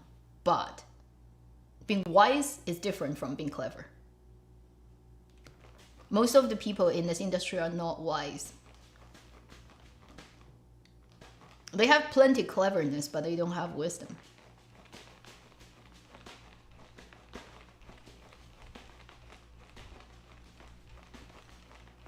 Yeah, Wang Hedi had a pretty bad episode this year because of that thing with Shen Yue, and everybody started to dig graves, and just like find everything he's done wrong on variety shows in the past to criticize his personality and this and that, and then it's just like.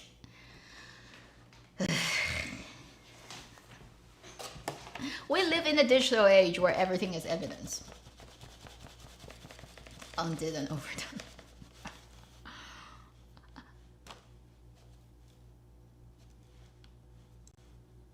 No, Mengzi and Zhou Ye are best as models for still shoots. They're best for cover photo. How about that? Its honesty is Mengzi and Zhou Ye, Song Weilong, even Zhang Yunhe. The best thing they should be doing is cover photos. Maybe walking down a catwalk, too. Just not having any facial expression. That's where they look best.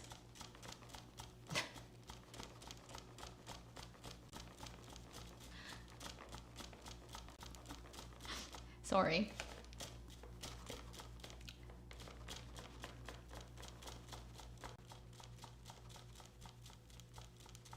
Love for you. Oh yeah, that one. I watched a little bit. I couldn't continue. You know, that type of stuff needs to have, that type of script needs to have really naturally talented actors who knows what acting is. Otherwise they can't bring it out. It's just like, no way. Even if you look the best in the world, it's still not gonna work.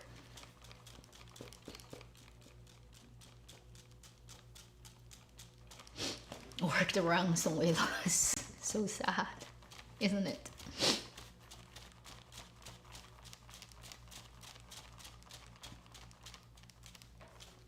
Unfortunately, the world is like this. Right? Super wildly talented actors often are not the prettiest. The prettiest often are not the super wild talented. You almost never have the two happening on the same person.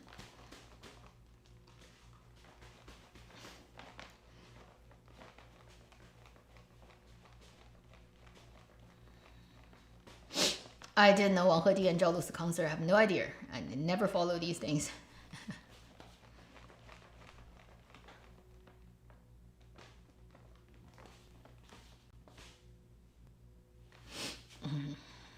Female center drama where she doesn't look like a child. It still doesn't change the fact that it's for the leading actress to have fun with the fictional world where everything evolves around her. Even all her sufferings are actually just conditions for her to triumph at the end, and it often is just because the writer said so.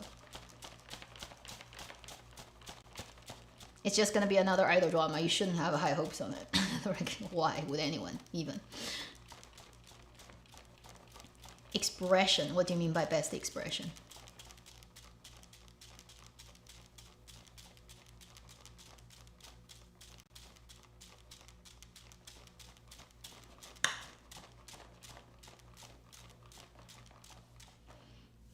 You mean A Pursuit of Jade? Yeah. Zheng Qinjie is good. He's a proper idol drama director. Yeah, so without the director coming to save the day, right? What can you do?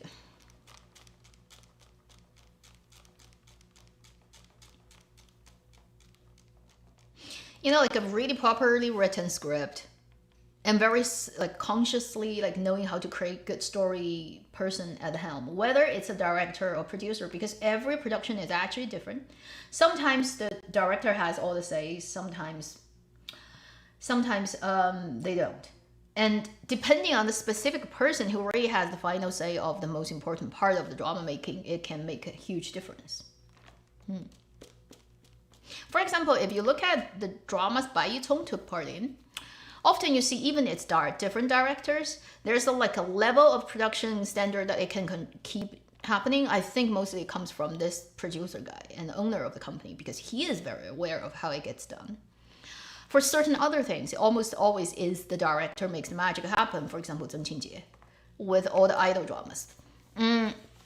Sometimes it might be a combination of it. But for each production, it's very specific. And it's hard to say what it is until you actually, if you're not actually on the set and looking at the dynamic of this crew and how everything gets done, it's kind of hard to guess. Certain people who have like famous name as being like great writers and directors may not actually be. It may not actually be them doing the job. You just don't fully know.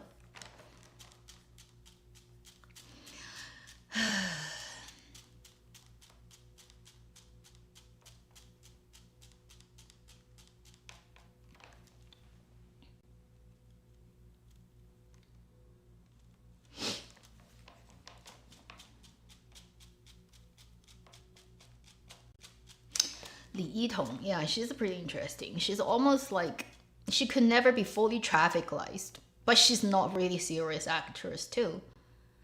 You can think of her as, and also like for some reason, no matter what she does, and no matter how successful the drama becomes, she never becomes hot. She's like the type of person who just doesn't get super popular.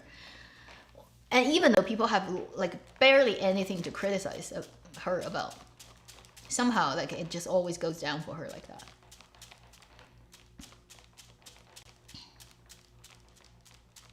I think it might comes down to the person themselves actually is not into being that type of actress. They don't put any effort in walking down that aisle, and in many ways they try to avoid it. And it got to the point where they find their niche in the industry where it's that comfortable place that works for them, and they just stay there. I don't think it's necessarily bad. To me, if they can provide good enough performance for a particular drama, then that's it. I don't need the actors to be anything more than that. I think everything else might be actually a burden and a hindrance to the future works if they completely just like cash that traffic or wants to do that in that way.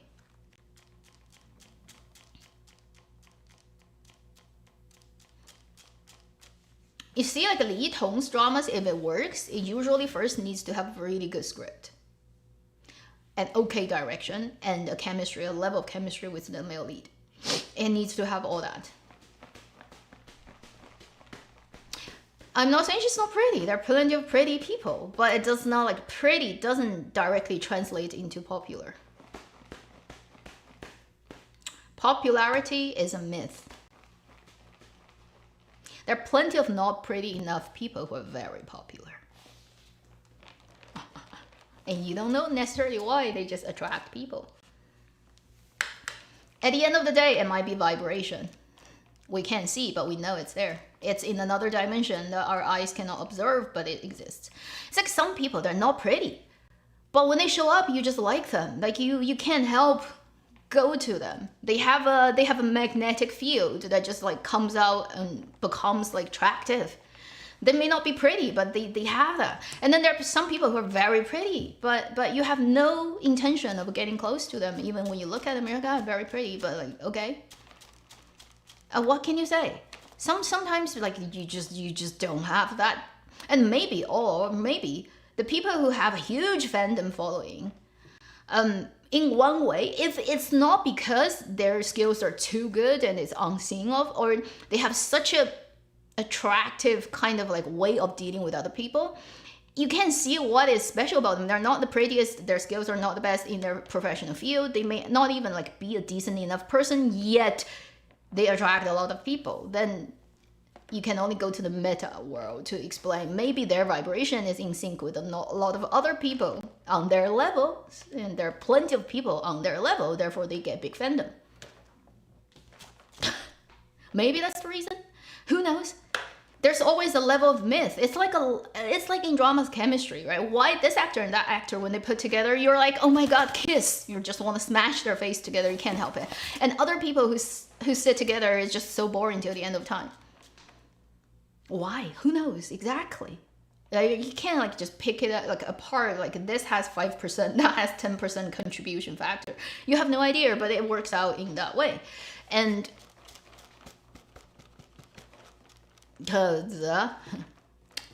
who knows? 不火是死火，生不如死。Yeah, he's right, right? 李一桐 has no chemistry with anyone. It could be. Some people may not be like that. They're not made to be a pair. They're made to be a single one.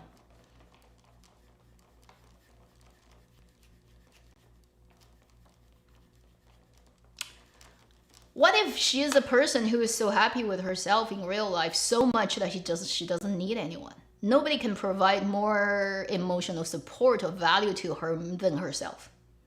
Then she doesn't get any. So like she's at 100% charge. You can put more electricity in, but the battery is always just at 100%. She never needs anything. Therefore, like she doesn't create the chemistry. Sometimes when you think about like the chemistry and on-screen couples, it's not a very healthy psychological state, but sometimes in some sense the best love stories are the love stories where the two are literally vampires to each other. They're sucking the life energy and dependent upon each other to survive. They're like two trees are sucking each other's energy and intertwined together and linked together. And that's kind of the high romance. So they basically, their life are not their own. They're dependent upon the other person to stay alive. And in many ways, the super, super workable chemistry is that type of like till death do us apart chemistry. And you can say to some extent that's not very healthy for either of the party. Yet it works out that chemistry. And if a person is so complete on their own, then like, why do I need another person? I mean, okay, you can have another person like as your company on your side, and you're having fun. Like you're kind of like having company and be happy with each other. But it's like if that person goes away, it's like fine, I'm like just as fine. Like doesn't really affect me at all. If some people have a natural kind of like just they're like in that zone, it's like. Then it's gonna be hard for them to work out the chemistry with other people. They can be a friend to other people, but it's very hard to imagine they'd be a lover to another person, right? Because being in love is in many ways being in a not very healthy psychological state. And truly super, super healthy couple will be the type of couple, honestly, I think, who can live without each other just as fine. I mean, when the other person is here, I'm very happy. I'm very, very happy. But when they're not here, I kind of can go on just as well. But then that doesn't create the life and death kind of tension of love stories anymore, right? for super workable, like highly getting your hormone working stuff in, kind of needs to go down that route. Very. So in many ways, I think the romantic love is overrated, and yet, whether it's in popular culture, drama, music, it's always the 90% theme taking over everything else. Where I think in reality, it's so like in like in your life, if you look at your life in terms of how many hours you've lived and how much romantic love like makes up that life proportion in terms of like you're in it or you're for that moment, you're like, that's the priority of that moment. It's gonna make up a tiny amount in comparison probably to your obsession to a great food, or in comparison to your love for a particular craft, even in comparison to the time you go to sleep and don't know anything about what's going on in the conscious world. So romantic love is overrated in every sense, but dramas, right? Dramas can only sell on that. Therefore, they put all the energy into that. I don't know. Reality and dramas are not the same thing. And my software is acting up again. I don't know if it's working or if it's, oh my god, it's looking so weird. So it's not showing the chat. When it's showing the chat, it's not showing the image. I can't look at anything. Okay, now it's back. Disproportional, yeah. So our reality, the lived reality of every real person is very different from the drama's portrayal. So you shouldn't take it too seriously, ultimately. And also it's phase.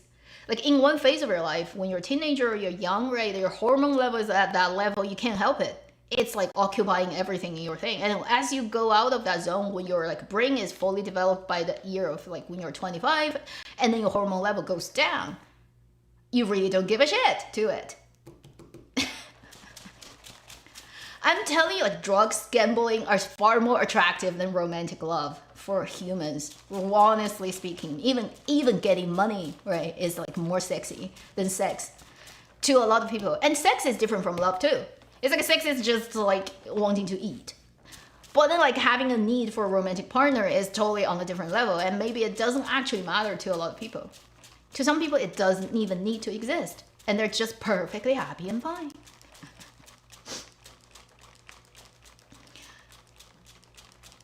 Tony Leung is the only true proper actor. I wouldn't necessarily agree with that. I think Liang Jiahui is even better as an actor. Another Liang, right? Liang Chaowei and Liang Jiahui, the two Liangs of Hong Kong acting. I think Liang Jiahui is an even better actor. Tony has a particular thing where I would say he's the type of actor who has a one edge that is like so much more sharper than everyone else. It's like he's not like a developed perfect shape. He's like, if you look at like a game, when it rates your agility, your power, like on different sides, that graph, Tony is a graph that has one end that pokes out like 20% than everyone else. But the other things are not necessarily all fully there. Liang Jiahui is fully in every direction. But Tony's one side is so poking out of the normal range. It's like, it doesn't even, is like at 100. It's like 120%. That type of actor. I think Liang Jiahui is a better actor. I think why Tony Leung looks so, a lot of people get fooled by his very captivating eyes. His eyes are extremely captivating. You fall into it. He can just, literally he could be like zoning out and looking at the camera and thinking about what he should be having for dinner, and you are thinking he's in love with you. He has that. Like just pulls you in. Some people just have it. Liang Chaowei has it. And also I think Liang Chaowei, if you look at what he's like in real life, particularly like in relationship with Liu Jialing, you realize he's a person who is almost like a black hole.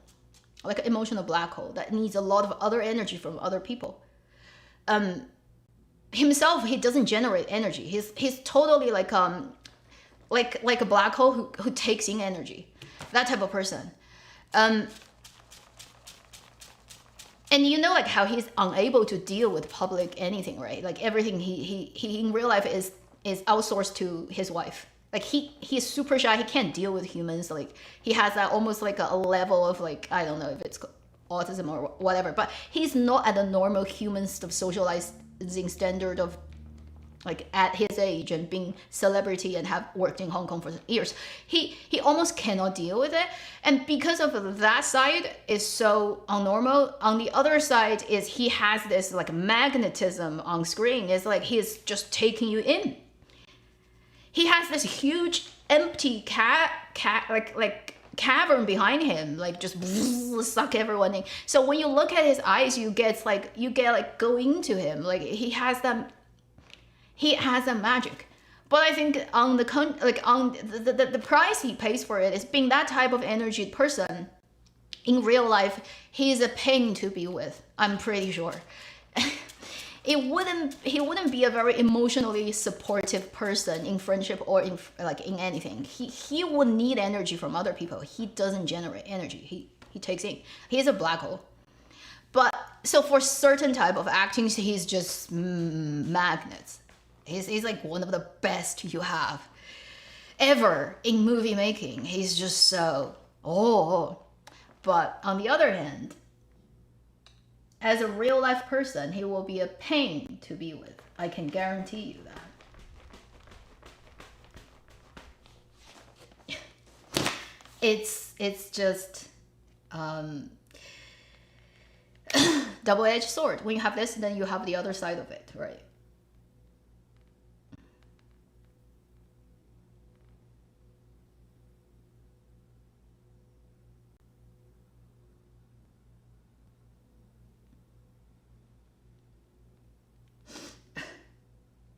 I'm talking to a friend about beating Uncle Chen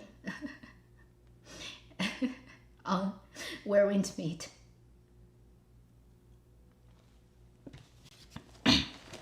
So, why I say Liang Jiahui is a better actor is because Liang Chaowei, this type of actor, because he's such a special weapon for one direction, is like particular type of, like he's the best sword. But then he cannot be the best saber and best spear. He's the best sword, he can only work in the sword way. Liang Jiahui as an actor, I think he's all-rounded. Like in a way he can do, like he's, you can almost think of him being anything. I mean, in terms of having overall high value, Liang Jiahui would be higher because he can do anything and he will just make it work. Whereas Liang Chaowei, you have to use him for that particular recipe. Because saffron is not going to taste well in every dish. It's only going to be taste well in that type of dish, right?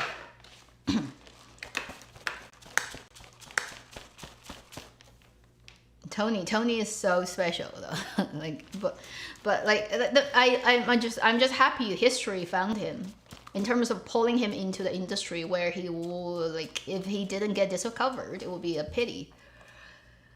But he is a very peculiar type of actor. He's a special weapon.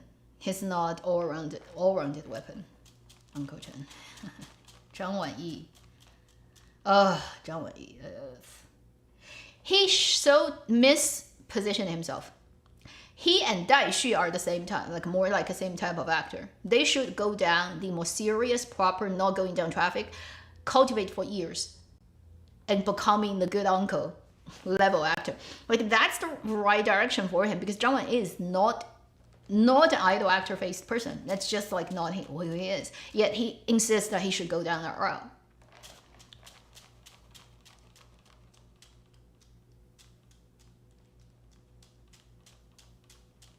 Zhou Keyu.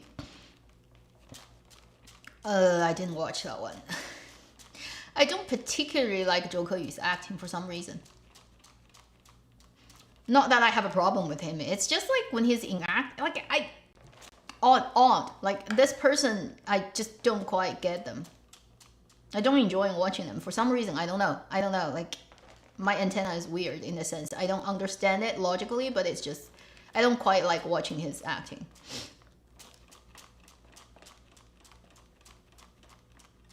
Renmin should also go into the realism route of things. Giving up on little pretty idol flower. Go down the route of realism and just forget you look pretty. Act proper. She can act properly if she's not self-conscious of I have to keep my face pretty all the time. Then she can work. The other thing for Renmin that she has a natural disadvantage is her voice is too girly. Her natural voice is very high-pitched and very thin. Very like a little girl, and there's little she can do about it. She just naturally have it. It will impede her as she gets older. It's like Song Zu'er's face is just too little. Like when she wants to be mature, right? The face is holding her back. I don't know, people need to, I wish like a lot of those young actors, right, they can have people who tell them the truth in their face. It's about, first, nobody in the acting world is a person who can do every type of drama perfect. And you can do whatever you want with yourself. Unfortunately, it doesn't work in this world like that. If there's one person of a whole generation, that will be just one person. You're not gonna be that one. You have range, limit, and type of things that works best for you. If you want to plan your career in long term, you're not in it for like just cashing in 5 years and get out of the business and do other things. If you're not in that, if you want to do this for 30, 40 years, you need to have an idea about what you're cut out for. You're a knife, then you can't do a chopping board job. It's just not gonna work.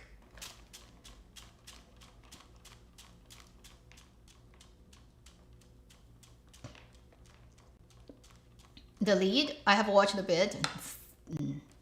It's such a tailor to her script. It's basically made to make her a big female lead. And she's unfortunately not good enough an actress to hold it. All her practices, like all the things in the Qinqiang, okay, give her, but because she's a professional dancer, she has a good, solid base and work on top of that. There's a lot of work that went into it, but then there's nothing to brag about it, because if you take on that type of role, you need to do the job, right? Otherwise, you just shouldn't even take on this. It's doing what she needs to be done, so there's not that much you can say about it. But in terms of being an actress, it's not enough that you're skillful enough to do the Qinqiang on stage. It's more important that you're playing a character in the drama. In that department, Liu Haozun's acting is not enough, like barely enough. She is unfortunately just not Zhang Ziyi. What can I say? I'm just like, you know, like I'm being straightforward, right? I'm just not popular in terms of like saying good things about everybody. I'm just like, that's not good enough, that's not good enough, that's not good enough. And everybody in the industry, honestly, right, behind the doors, everybody knows who's good and who's not good enough. But then they're doing things for whatever reason, right? Dear you as well. Dear you, dear you, dear you, dear you, dear you. Is that the letter one? Again, I keep forgetting which one is pointing to which one. Because English names to dramas don't stick with me. They are fake names to me. It is just for ease of international audiences. They make up a name for a drama. Often it's just like, what? What is that? Oh, dear you. You mean the movie? It's not the drama. You mean the movie, right? I have to like take a second and then which one it is.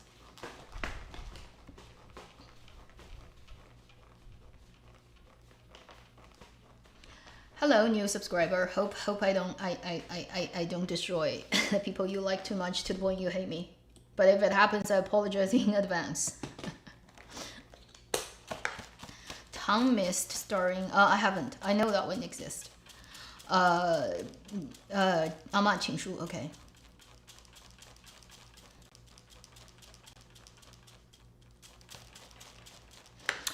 I've made a video on it if you go and watch it, right?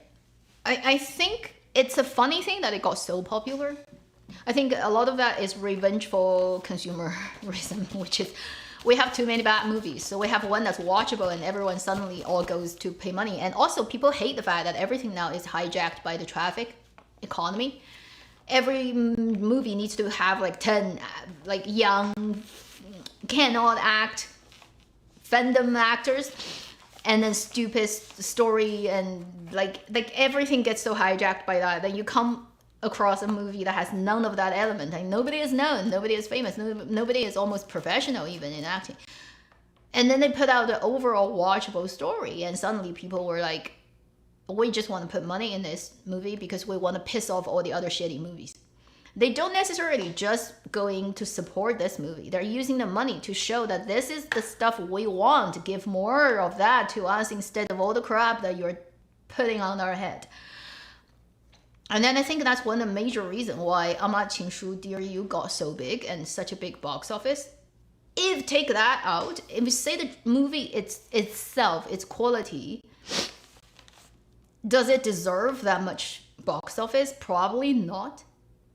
But is it bad? No. But is it like groundbreaking classic work? No. In its own kind of structure, is it perfectly done? No. If you want to scrutinize and go into really like cinematic shot to shot, analyze 拉片, for example, if you go to a movie school and film school, you do one of those like homework, which is you have to drag a movie and analyze everything. And if you want to, from a very technical aspect, right, you look at this movie and why everything is done this way, you can pick out a lot of not very well professionally done things of this movie too, depending on which angle you're coming from, right? So this movie is a rather interesting case study of Chinese cinema right now. So studying type of movie it is, how it engages audience, why audience have this response, but also what the movie itself is. And then sort of like the unusual sort of disproportional things that happens to the movie in terms of how good it actually is and how big the box office it gets. But then like how rare it is in the current cinema world in China. And all that is very odd. It's like everything is very out of proportion of normal range. So it's a very unusual production, I'd put it that way. You can go and check it out and it probably wouldn't make you feel it's a bad movie. But it may be a little, like if you're very seasoned cinema goer, like you're a movie buff, you've watched every classic movie from the day one of human cinema history. You can count like 10 different like world global directors from different eras without thinking, and they're all just like classic. If you're at that level, you go and watch this movie, you get confused about like, it's just that, and then it can get like such a big box office. Why? But then you have to take into account of when it happened, what was the overall cinema like in China, and why Chinese audiences are so about these things, right? You basically have to put it in perspective. Then you may understand that most of this success might be coming from 场外因素, which is outside from the movie itself, actually. All the other things that contribute to how big it got, not the movie itself, as a cinema piece, just as it is. That's what I think about 阿妈的情书, Dear You.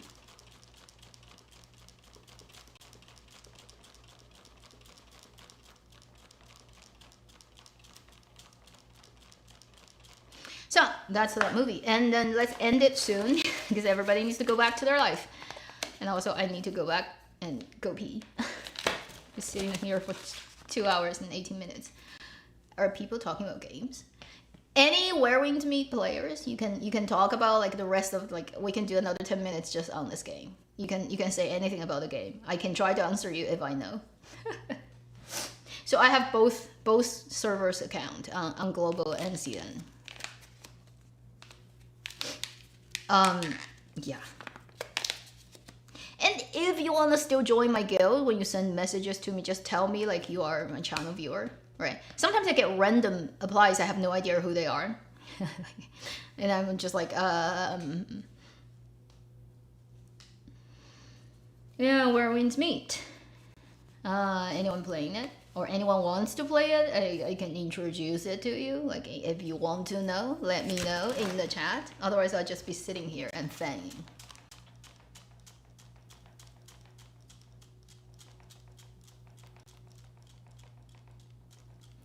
Thank you very much.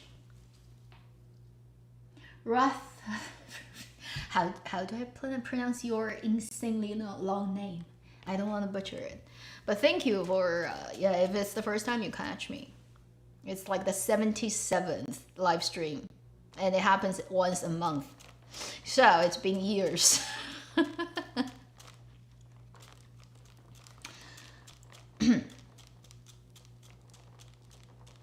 The game. So if you're playing Where Winds Meet, which is 夜云16声 in Chinese, if you're outside of China, the best thing is just to download the global version. You just go to wherewindsmeetgame, I think, .com, and you can download the launcher, official NetEase launcher. It's in multiple languages and stuff, and it's huge. Even the shortest, like even I think the light version is at like 70 gig right now, or even a little bit bigger than that. And then the full version is at 150. So have the hard drive space. And basically it's a single slash multiplayer game. You can fully just be a single player in the game, but it's gonna be a little bit hard at getting certain things. For example, getting resources, you have to take part in certain multiple people things to get more resource, but then you can always ask AI to do it for you, but it will have a lesser version. So overall, the game, if you truly do not want to play with other people, you can play it with yourself. It's just gonna take more time for you to upgrade and do stuff, and less fun, because some of the group things are fun to do. The other thing is you don't have to pay anything. If you do pay like a monthly card, that's one thing, and a battle pass, which happens like about 45 days one, like per battle pass, it gives you a couple of more cosmetics to wear and then a couple of more upgrading material. It doesn't give you any more number than what you will get if you don't pay money, but basically you'll progress slightly slower. So for example, you need energy, and there's a limited energy every day that naturally occurs with time to go and fight certain things and get weapons, right? And then tune them. If you don't buy battle pass, you get less of those things. So you're gonna take a longer time. Like if you buy battle pass, they will give you pills to eat to get more energy. That type of thing. So in terms of pay to win, this game doesn't give you more number if you pay money. It may give you more resource to upgrade faster. That's what it does. Then the rest of the money are all in cosmetics, and it's all just dress and rides. Like you have like a pretty horse that does more things than others, or you have like a million glowing things on your head that you can pay money for. So the biggest money spending is all in cosmetics.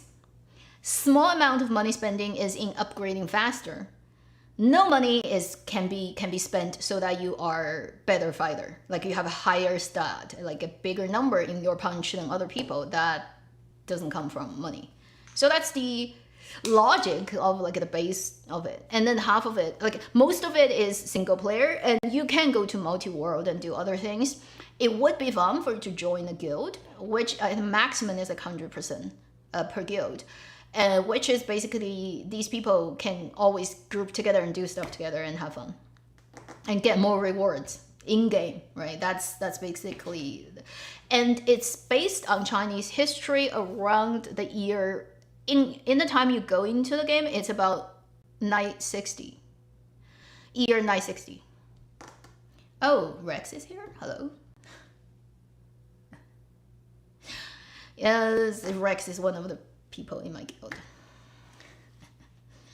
who's very active every day there. Who else is here? Let me know. I wasn't looking at the chat all the time. Oh, hi, Rex. And it's based on that time, and you show up as a young 16-year-old guy or girl, you can choose. And then the story starts with your uncle, quotation mark, the person who brought you up. And you don't know much about it at the beginning, and gradually you'll find out more. When the story normally starts is this guy has left he left you alone where you live in Qinghe with an aunt who's not really your aunt either. But he left, and it's been 3 years, you haven't seen him. And one day somebody comes back to the house and beat you and knock you out and took your jade. And then the next day something happens to your home and burns it down. So basically your home is destroyed. And you had to go out in the world. And then you go to the capital and you go to different places. So every few months they open new maps. that are like in the regions around, and every new map has a couple of different things that happens, like different styles of map, natural geography, enemies you come across. You are in a way like exploring the world, but also trying to find your uncle and your aunt and trying to like figure out what happened to them and also what happened to yourself, like where did you come from. But apparently you have some weird background that people are interested in. So you're a 16-year-old, whatever gender you pick, but basically two. Like, thank heavens in Chinese games, they just give you two as an option. If you're getting into the game, you can play it on PC, you can play it on PS5, which most people don't recommend because it's buggy. You can also play it on an iPad. You can also play it on a phone. And they sync up. So it's one count, you sync up all the things. You can play it on Steam too, but then I just recently switched to an official NetEase launcher because I think it's faster and it's easier. And official launcher does give you the ability to pre-download. If you have a new map coming, you can pre-download it. Whereas Steam doesn't allow you to do that. So you have to put that in perspective. So it's like, you can play it on any platform. Pretty much, and I think they do bring it to Xbox, but I haven't looked into it. And then it's wuxia, but then sometimes it's slightly more than wuxia because you're kind of like a more fantastical. You fly around everywhere. You can do that. So it's got a little slightly higher than wuxia, but not fully fantasy. Anything else people need to do? Need me to say? It takes a lot of hard drive space. And depending on the type of player you are. Now, if you already know a group of people who can play that with you, then the guild thing and all the group thing are fun. If you totally don't have anyone, it's going to be a little bit difficult for you to find a really reliable guild to do a lot of things together. But I would highly recommend you try, because some of the best funs in this game are actually like working with a group of people and try to get something done, right? Instead of doing it yourself. And it's a lot of fun. It does give you rewards. We ended up, like, our guild is funny because it basically started with me playing the game, and I said on my channel if you want to join. So most of the people who came know I have a channel. It's unfair because I don't know what you guys look like and you all know what I look like. Anyway, so in this guild, we started very casual and we are still casual. Our guild literally has no requirement of what you need to do. Ideally, you stay active. Like, if you are too dormant, like for a month or two, you're not here, we may kick you out, but that's basically it. And then we don't require anybody to have to do anything, like you have to add points to certain things to make the guild stronger. We don't do any of that, like whatever you want to do. And even at this casual level, every week at the weekend when we do the guild war, which is one guild versus another guild, it happens like in a slot of time, the game decides. And you get randomly paired up with other teams who are supposedly in your similar range level, and you just fight them. We have so much fun. Every time it's like 20 people show up, which is a pretty big number because the top cap number for each team is 30 people. I think the computers and the server cannot deal with more. It will crash because 60 people hitting each other with special effects is too much. Like, sometimes we get very bad lag. But the fun thing is when you have the guild war, it's like people can, right, like do things together every week and we get to know each other and we have fun. It's much more interesting than just do it on your own. So the thing is, if you want to join the game, right, it would be great if you venture out, even when you're a single, like a lonely wolf, to find a group that can actually add more value to your happiness. And that's one part of the game, because it's a huge game. When you look at the size, right, it's 150 gig already, and it's not even the full size that it has because Chinese map has 2 huge maps on top of this. It's very big. It has a lot of content, and also your worst enemy in this game is all the menus. It has layers and layers and layers and layers and layers of menus you have to click through to find things. It's gonna take you like 2 months. Play hours every day to actually remember where everything is. Otherwise, you would never find them. One of the worst things is there are too many things in this game, and it's just so overwhelming when you jump in. So sort of like, do it slowly. If you haven't gotten in yet, and it's already at this stage, it's kind of late. If you got in now, take it easy. It has so much stuff. You're not gonna be a master of it until 3 months later, in any sense, because it's too big. It has too much stuff at this point. 豆瓣 recently seen it getting really harsh for the rating, like it's normal. Chinese movies usually get like lower rating than foreign movies on 豆瓣. That's just the thing. But even that is like sometimes it's pretty reasonable because Chinese movies, most of them are shitty. And as for dramas, I think you don't even have to care about it. There's a lot of watering down of the actual reliability of the numbers.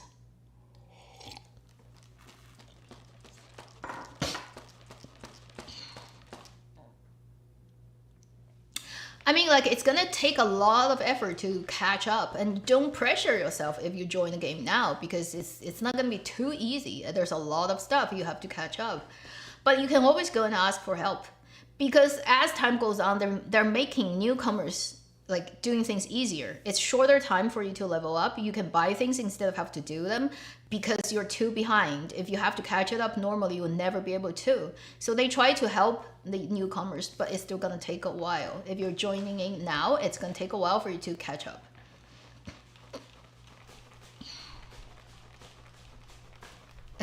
$5.1. Oh, really? It doesn't deserve 5.1. I think 4 is like good enough for it. Yeah, so catch up. Because when we first joined, we didn't have that. We have to do it step by step. And now when they try to get new players in, they would try to make things faster for you. Still, it's gonna take, like, for all the plot, you have to fight through them one by one. There's no speeding up, right? You have to beat this boss so that this part opens. For all those things, you cannot speed it up. Also, you pretty much it's hard for you to immediately sort of level everything up because it needs currency, it needs money. And if you haven't played the game long enough, you don't have that much money.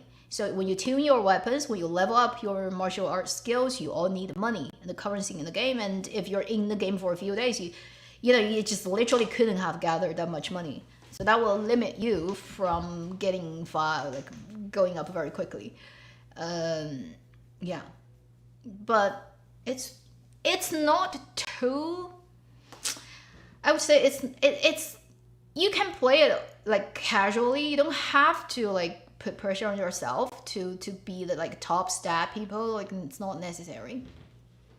The only thing is if you're not leveled up enough when you join a guild event, who are leveled up to the point from the beginning, basically you haven't had all the numbers, and you may be just too squishy. It's like you go into a fight with other people and you immediately get like destroyed.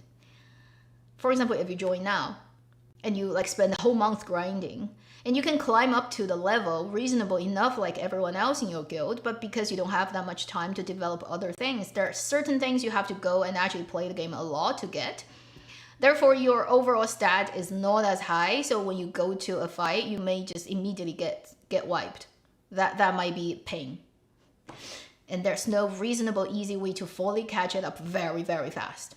Like, you could do it in 2 days, that probably doesn't happen, right? That type of thing for this game. And it definitely isn't a game for everyone, but it's really not bad. And it's like a lot of the funds now come from actually having a guild and talking to people.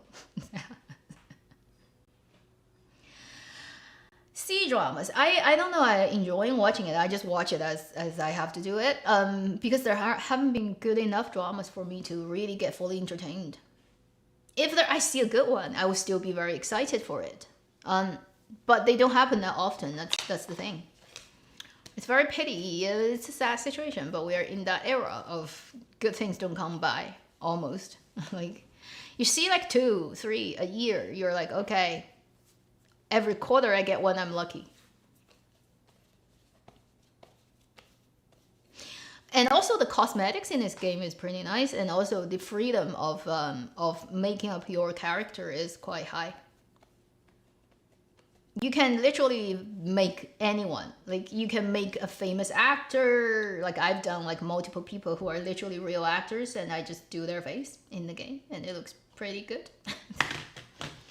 So you can dress up as, like, for example, like You know, like any film star, right? If you're good at it, you can do it. It just takes a lot of effort to do it. What else? Yeah, the war. Also, if you want to play, in my opinion, the female characters get better outfit than the guys. But maybe you just prefer guys. I don't know. Like I started as a guy in this game, and I switched gender swapped with a lot of cost to a woman because she gets better dresses. You spend the same amount of money if you want to buy the cosmetics, right? But then, you know, like the female and the male versions are different. And girls always get better clothes.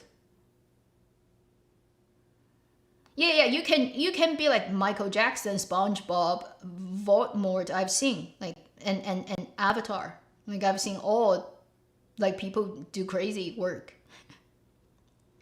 Worries me. Yeah, you can like you can just morph your face into that if you're good at it. You can. It's a lot of work, but you can. It's like a 3-dimensional sculpting of a face. 60s to 90s, that's too much. 90s dramas are too old, it's almost impossible to find them. Like in English subtitles, right? Or other language subtitles. How are you even gonna do that? And also, like in this game, there's one thing that's really funny is because NetEase, right, is doing it in real time, so they update whatever popular memes is in the world right now. So for example, if this meme is super popular in China right now, you bet like in a few days it's gonna show up in the game and it's gonna come out as an achievement. And it's very random. And it's super fun. And you have no idea where it comes from.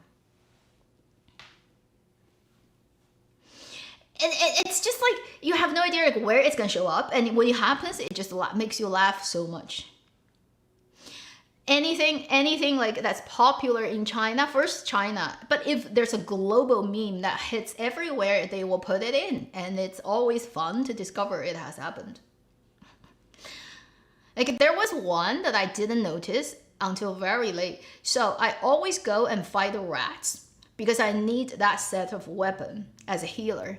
So every time I need to go and get new weapons, I go and fight the 3 rats. So I fought them a million times, but I've never managed to hit all 3 at the same time and get their chi bar down to the point where they're kind of like losing their chi so you can execute them.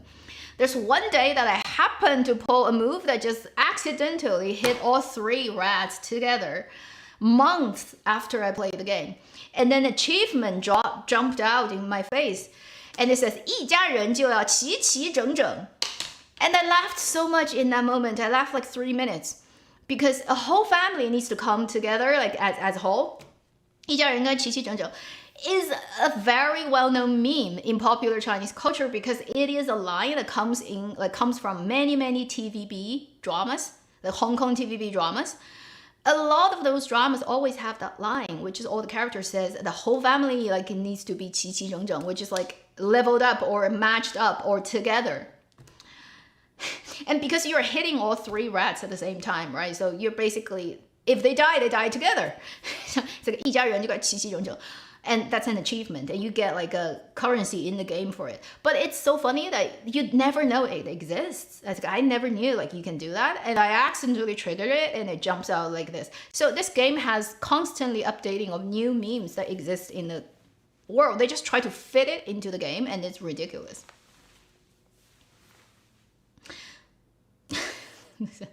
So one of the fun things is go around, explore the world, and see what weird things you can trigger. And they do a lot of Chinese language pun, which I think when it gets translated into other languages, they will have to change it. So if you don't know Chinese, you don't necessarily know all the jokes they're making. They have to translate into a version that you read and make sense. But like the first foremost meaning of them are in Chinese, and then they're often in puns, like in the same pronunciation but different characters, and they're very funny. Like the copywriter of NetEase in this game, and they're very good. Super funny. But that is a part where it's impossible for you to fully get if you don't speak Chinese. Sometimes I look at the translated version, like even of weapon names in English, I'm like, that doesn't really it doesn't really bring it out. Like, yeah, you're not really fully getting all the meaning in it, but I guess it's unavoidable once it gets into other languages. Yeah, so that's like the free advertising time for Where Winds Meet. So on my second channel, Avenue Extra, I do some videos on it, but it's almost always limited to cosmetics because I have no time to actually. I'm not good at fighting, basically. I can't do a teaching tutorial and say how to fight. I'm like, I don't know. So I don't do that. But on the other channel, I show the stuff that you have to pay money for. In the future, I show what happens on CN so that on global server, which is a year later, kind of more than half a year later, you kind of know what to expect in the future. Yeah, like if you want to start, you can start on mobile, just it's smaller file, less pain to deal with. But then just know that the mobile version, the visual quality is nowhere near the actual PC. Like if you switch it on on a proper PC, having proper graphics, and you turn things on, it's different. And if you've spent actual money buying cosmetics, you have to basically have a PC version to see the full glory. Otherwise, you don't even know the texture of the clothes and the lighting effect, what it actually should be looking like. On mobile, it gets very, very simplified. And it doesn't look nearly as good. Even if you have a very good iPad or whatever, it's not going to be the same as PC.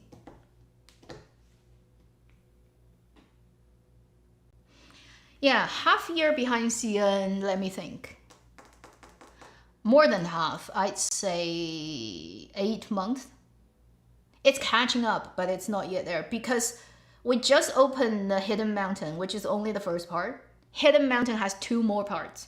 After that, it is Shandong, the island, and the island has 2 parts. After that is Jiangnan, which is what CN has right now. So it's at least 8 months, at least, I think.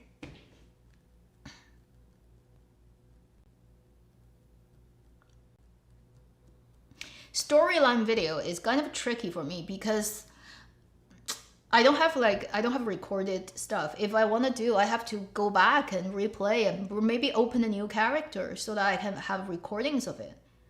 Because I've already played through, and you can go back to do something, but I think not everything. It's like certain things once you've done, it's done. So if I want to show you what it looks like in my gameplay, I have to open another alternative account and start from scratch. Do you know how much grinding it takes to go through that? It's insane. And I don't know if I have the energy to even do that. If you're a professional gamer who does that, right, that's fine. But I'm not a professional gamer and I don't have time to start a new account and just like start from scratch. It's gonna be insane. 那些回不去的年少时光. I don't think I've watched it. The title sounds familiar. Who are the actors? We got the Kaifeng Palace early. That's true. That's true. But that's a small map. I mean, it's big enough, but it's a small, like it's a season. It was happening around Chinese New Year this year. It was January. They opened it. I think for a whole month it was like running pretty, and then it's. So it's like still more than half a year. I think at least like 7-8 months. I don't know how fast we can catch up because they don't seem to be releasing Hidden Mountain super fast. I think they're gonna hold out till maybe September. By September, you may have the full Hidden Mountain, at least as much as CN has now, because CN doesn't even have the full version yet. And after that, you're gonna have Qingzhou, which probably will go to November. So maybe December fastest, you're gonna get Jiangnan. I have no idea if that could happen. It might be too fast. Who knows? Hello. Oh yeah, I recognize your name, Ling. Have guild members. Yeah. Obviously, my channel watchers, you don't have to play the game. I'm just randomly mentioning here in case you wonder. And I should be going in, let's say, in 5 minutes. I probably should be going in 5 minutes.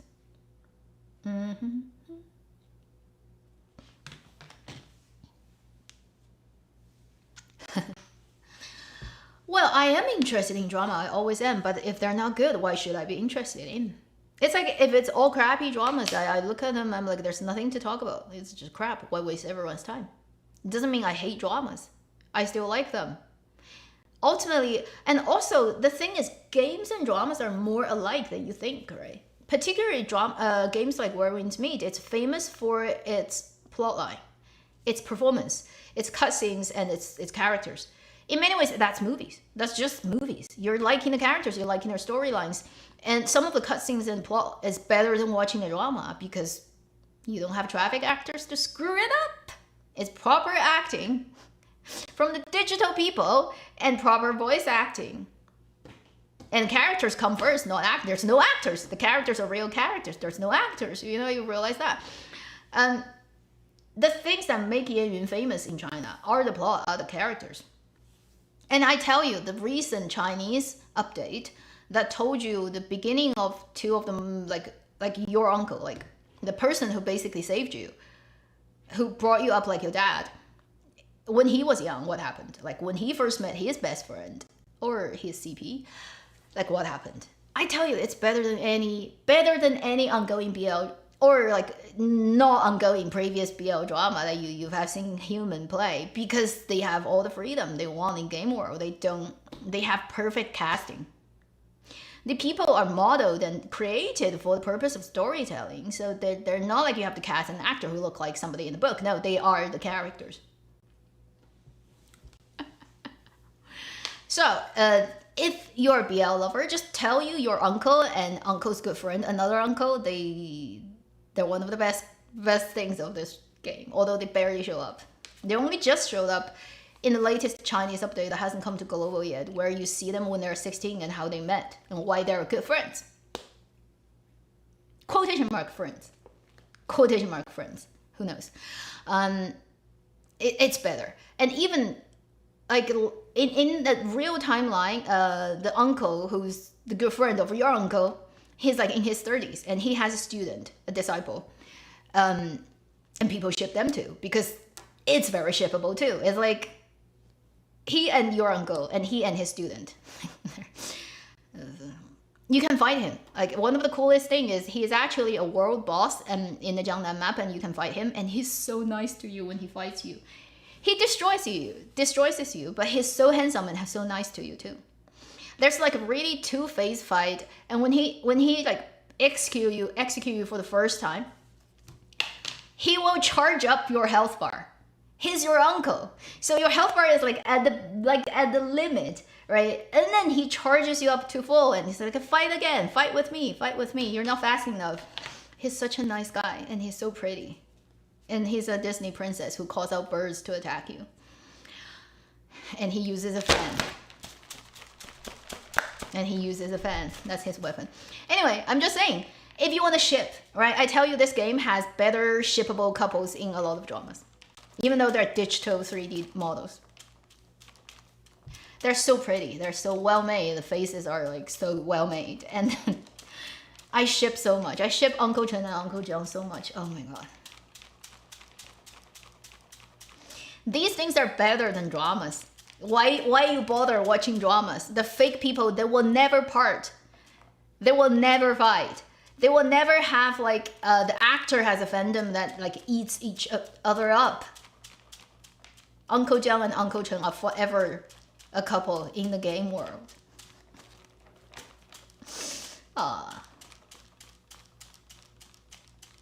Yes, and you have homestead system where you can hire some of the NPCs, although not Uncle Jiang and Uncle Chen. I think it would not make sense. But you can hire some people and you can put them in bed and sleep with them. I know it's terrible, but you basically sleep in the same bed. Like I did it yesterday successfully. It's odd, I know. But hey, it's a game, you can do whatever. It's really better. Because the global story hasn't come to global in terms of the uncle story. So, like to global audiences, it's not gonna be like you wouldn't know the full thing. But I've watched it on unseen already, and I have to say they hire very good writers. These writers are better than drama writers. I think those are proper trained script writers who didn't find a job in drama making because there's no place for writers. Everything is hijacked by the capital, whatever, like people who have the say of making the drama as it is. So they go to the game world and they start to go wild with their writing. And the result is the best writings are in games. And the lines people spoke are so well written. You know, like for the two people to meet in this, like in Jiangnan map, it's so well written that they exchange 5 lines, like really. I say one thing, you say one thing, and there are like 5 back and forth, and you immediately know what this person is, like the personality and what type of people they are in this relationship, and what type is the other person, and what is ongoing between them, like why they like each other. Like they do it in 5 exchanges, and it's like convincing. Whereas you watch dramas, 10 episodes, you still don't know why 2 people fall in love. That's how bad it is in comparison to like drama writing, now to like proper like game writing.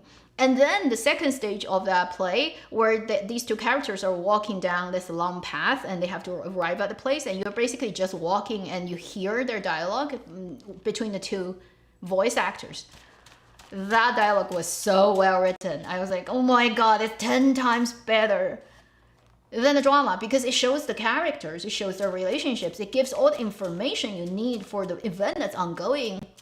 It's fun at the same time, and it's like they walk like for 5 minutes and then you are already sold for this coupling. I mean, like, it does not happen in drama world. You watch 10 episodes, nothing happens, and it's bad acting even, like on top of that. Why would I want to watch dramas? You know, like games just beats dramas 10 times.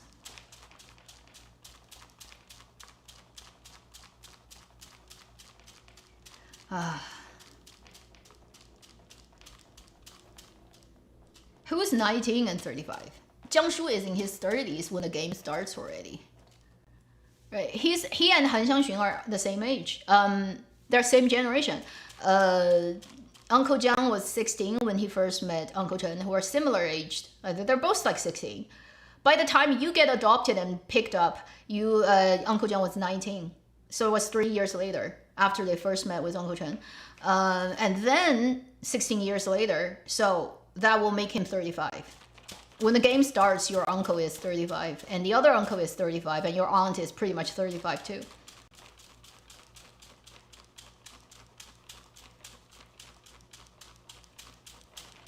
No. It's not they need to help Chinese Dramaland. It is there are plenty of writers who couldn't find a job in Chinese Dramaland, therefore they go to this type of thing.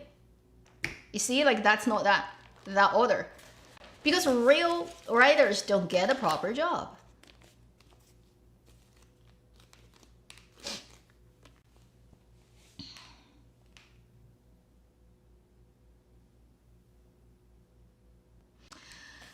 So what can you say? Have you seen Weird Color Stream? I haven't. Is it good? I know it's like GL with Dai Hua and Tang Shi. Is it good? I haven't had time. I know that one because that one was airing when I was in China, but I haven't had time to check it out. And I know it's short. But I'm slightly scared of GL dramas because a lot of GL dramas are so on the nose. You know, like even more than BL. It's almost at the point where it's unbelievable, because I'm not saying there aren't real like GL relationships, but you know, if you sell it convincingly, it has to go beyond the friendship level, then you have to work on it. You cannot just like say force it to happen. I'm a little bit worried about that type of, because I find a lot of GL dramas are very forced. I haven't watched it, so I don't know if that one works out. Tang Shi is a professional dancer, Dai Hua is an actress. What else? Nothing. Okay, 5 more minutes. Yeah, I'll get to 12:30 and get out.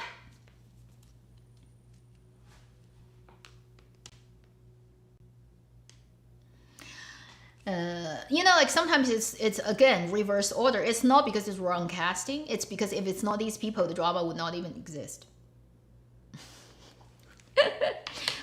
There are so many dramas that are tailored to the actors. If it's not this actor, the team would not even exist because nobody want to invest money. They just They just bet it on this person is popular. Therefore, when they are leading the drama, everybody's gonna come and play it. So it's in that order, not in the order of we have a script to go and cast perfect people. There are companies who do that, obviously. There are projects like that, which is we have this and we need to find the perfect people for it.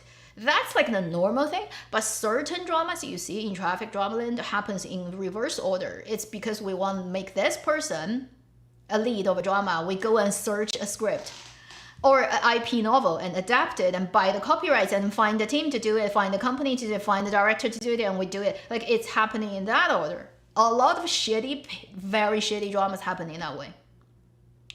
Maybe the actor is even in on it himself or herself because the company that's doing the investment is also the company they are in, or they are them, so it's a lot of shitty dramas happen in that way.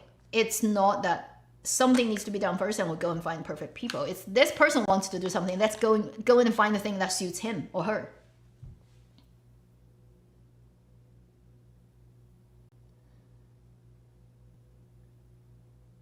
And in Dramaland particularly, most directors are expendable. They're not important at all. Directors, like, you need somebody to direct it. You should go and find somebody who has a going price that you can accept and you grab them. They have no say in the whole thing. The people who have say is the people who invest new money. Even sometimes the main actor, because the main actor is the person who started the whole thing, because they're big enough. They have a company, a team, and they want to make a drama that's completely tailored to themselves to make themselves look good. Therefore, the director is in a way hired by the actor, if the actor is big enough. Not everything, again, some projects are like that. And in that sense, director has no say in anything. The actor can do whatever because he is the boss. Certain dramas have happened in the last few years. I don't have to say which one, you know. It's very well known, right? In the industry. So in that sense, it's very impossible to get a good drama unless that actor is a master of drama making, storytelling, and they are not 自摸. They don't 自摸 themselves. They don't actually make this thing because they want to look good. They actually want to tell a good story. And they know how direction works, how cinematography works, music, all that editing works. They're actually in industry. They're knowledge. And then they use themselves as the main actor for whatever reason. Maybe they are really suited. Maybe they have fun with the acting, but they're good enough. They do something, okay, that may work.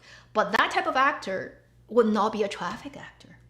That would be a proper actor who actually have worked in the industry for years and who have a good idea about what script writing is, what direction is, what all that department is. Unfortunately, that type of people almost do not exist in Traffic Dramaland. In Traffic Dramaland, when the traffic super popular actor is doing that, they are 自摸. Okay, the drama is for their 自摸 purpose. And therefore, everybody is hired. Therefore, no guarantee for quality. Because for most of those actors, the priority is to look themselves good, like make themselves look good in their own imagined world, like that is good. Whether that's really good, who cares, right? Everybody is working for them. Therefore, on the set, there's never gonna be another voice or like saying you shouldn't do it this way. It doesn't work. In narrative, does not happen because they are the boss. We have that type of thing. Haha.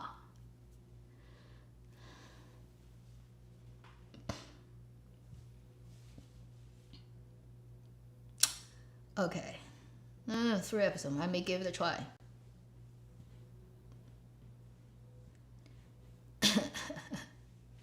Well, I should be cancelled by everyone's fan.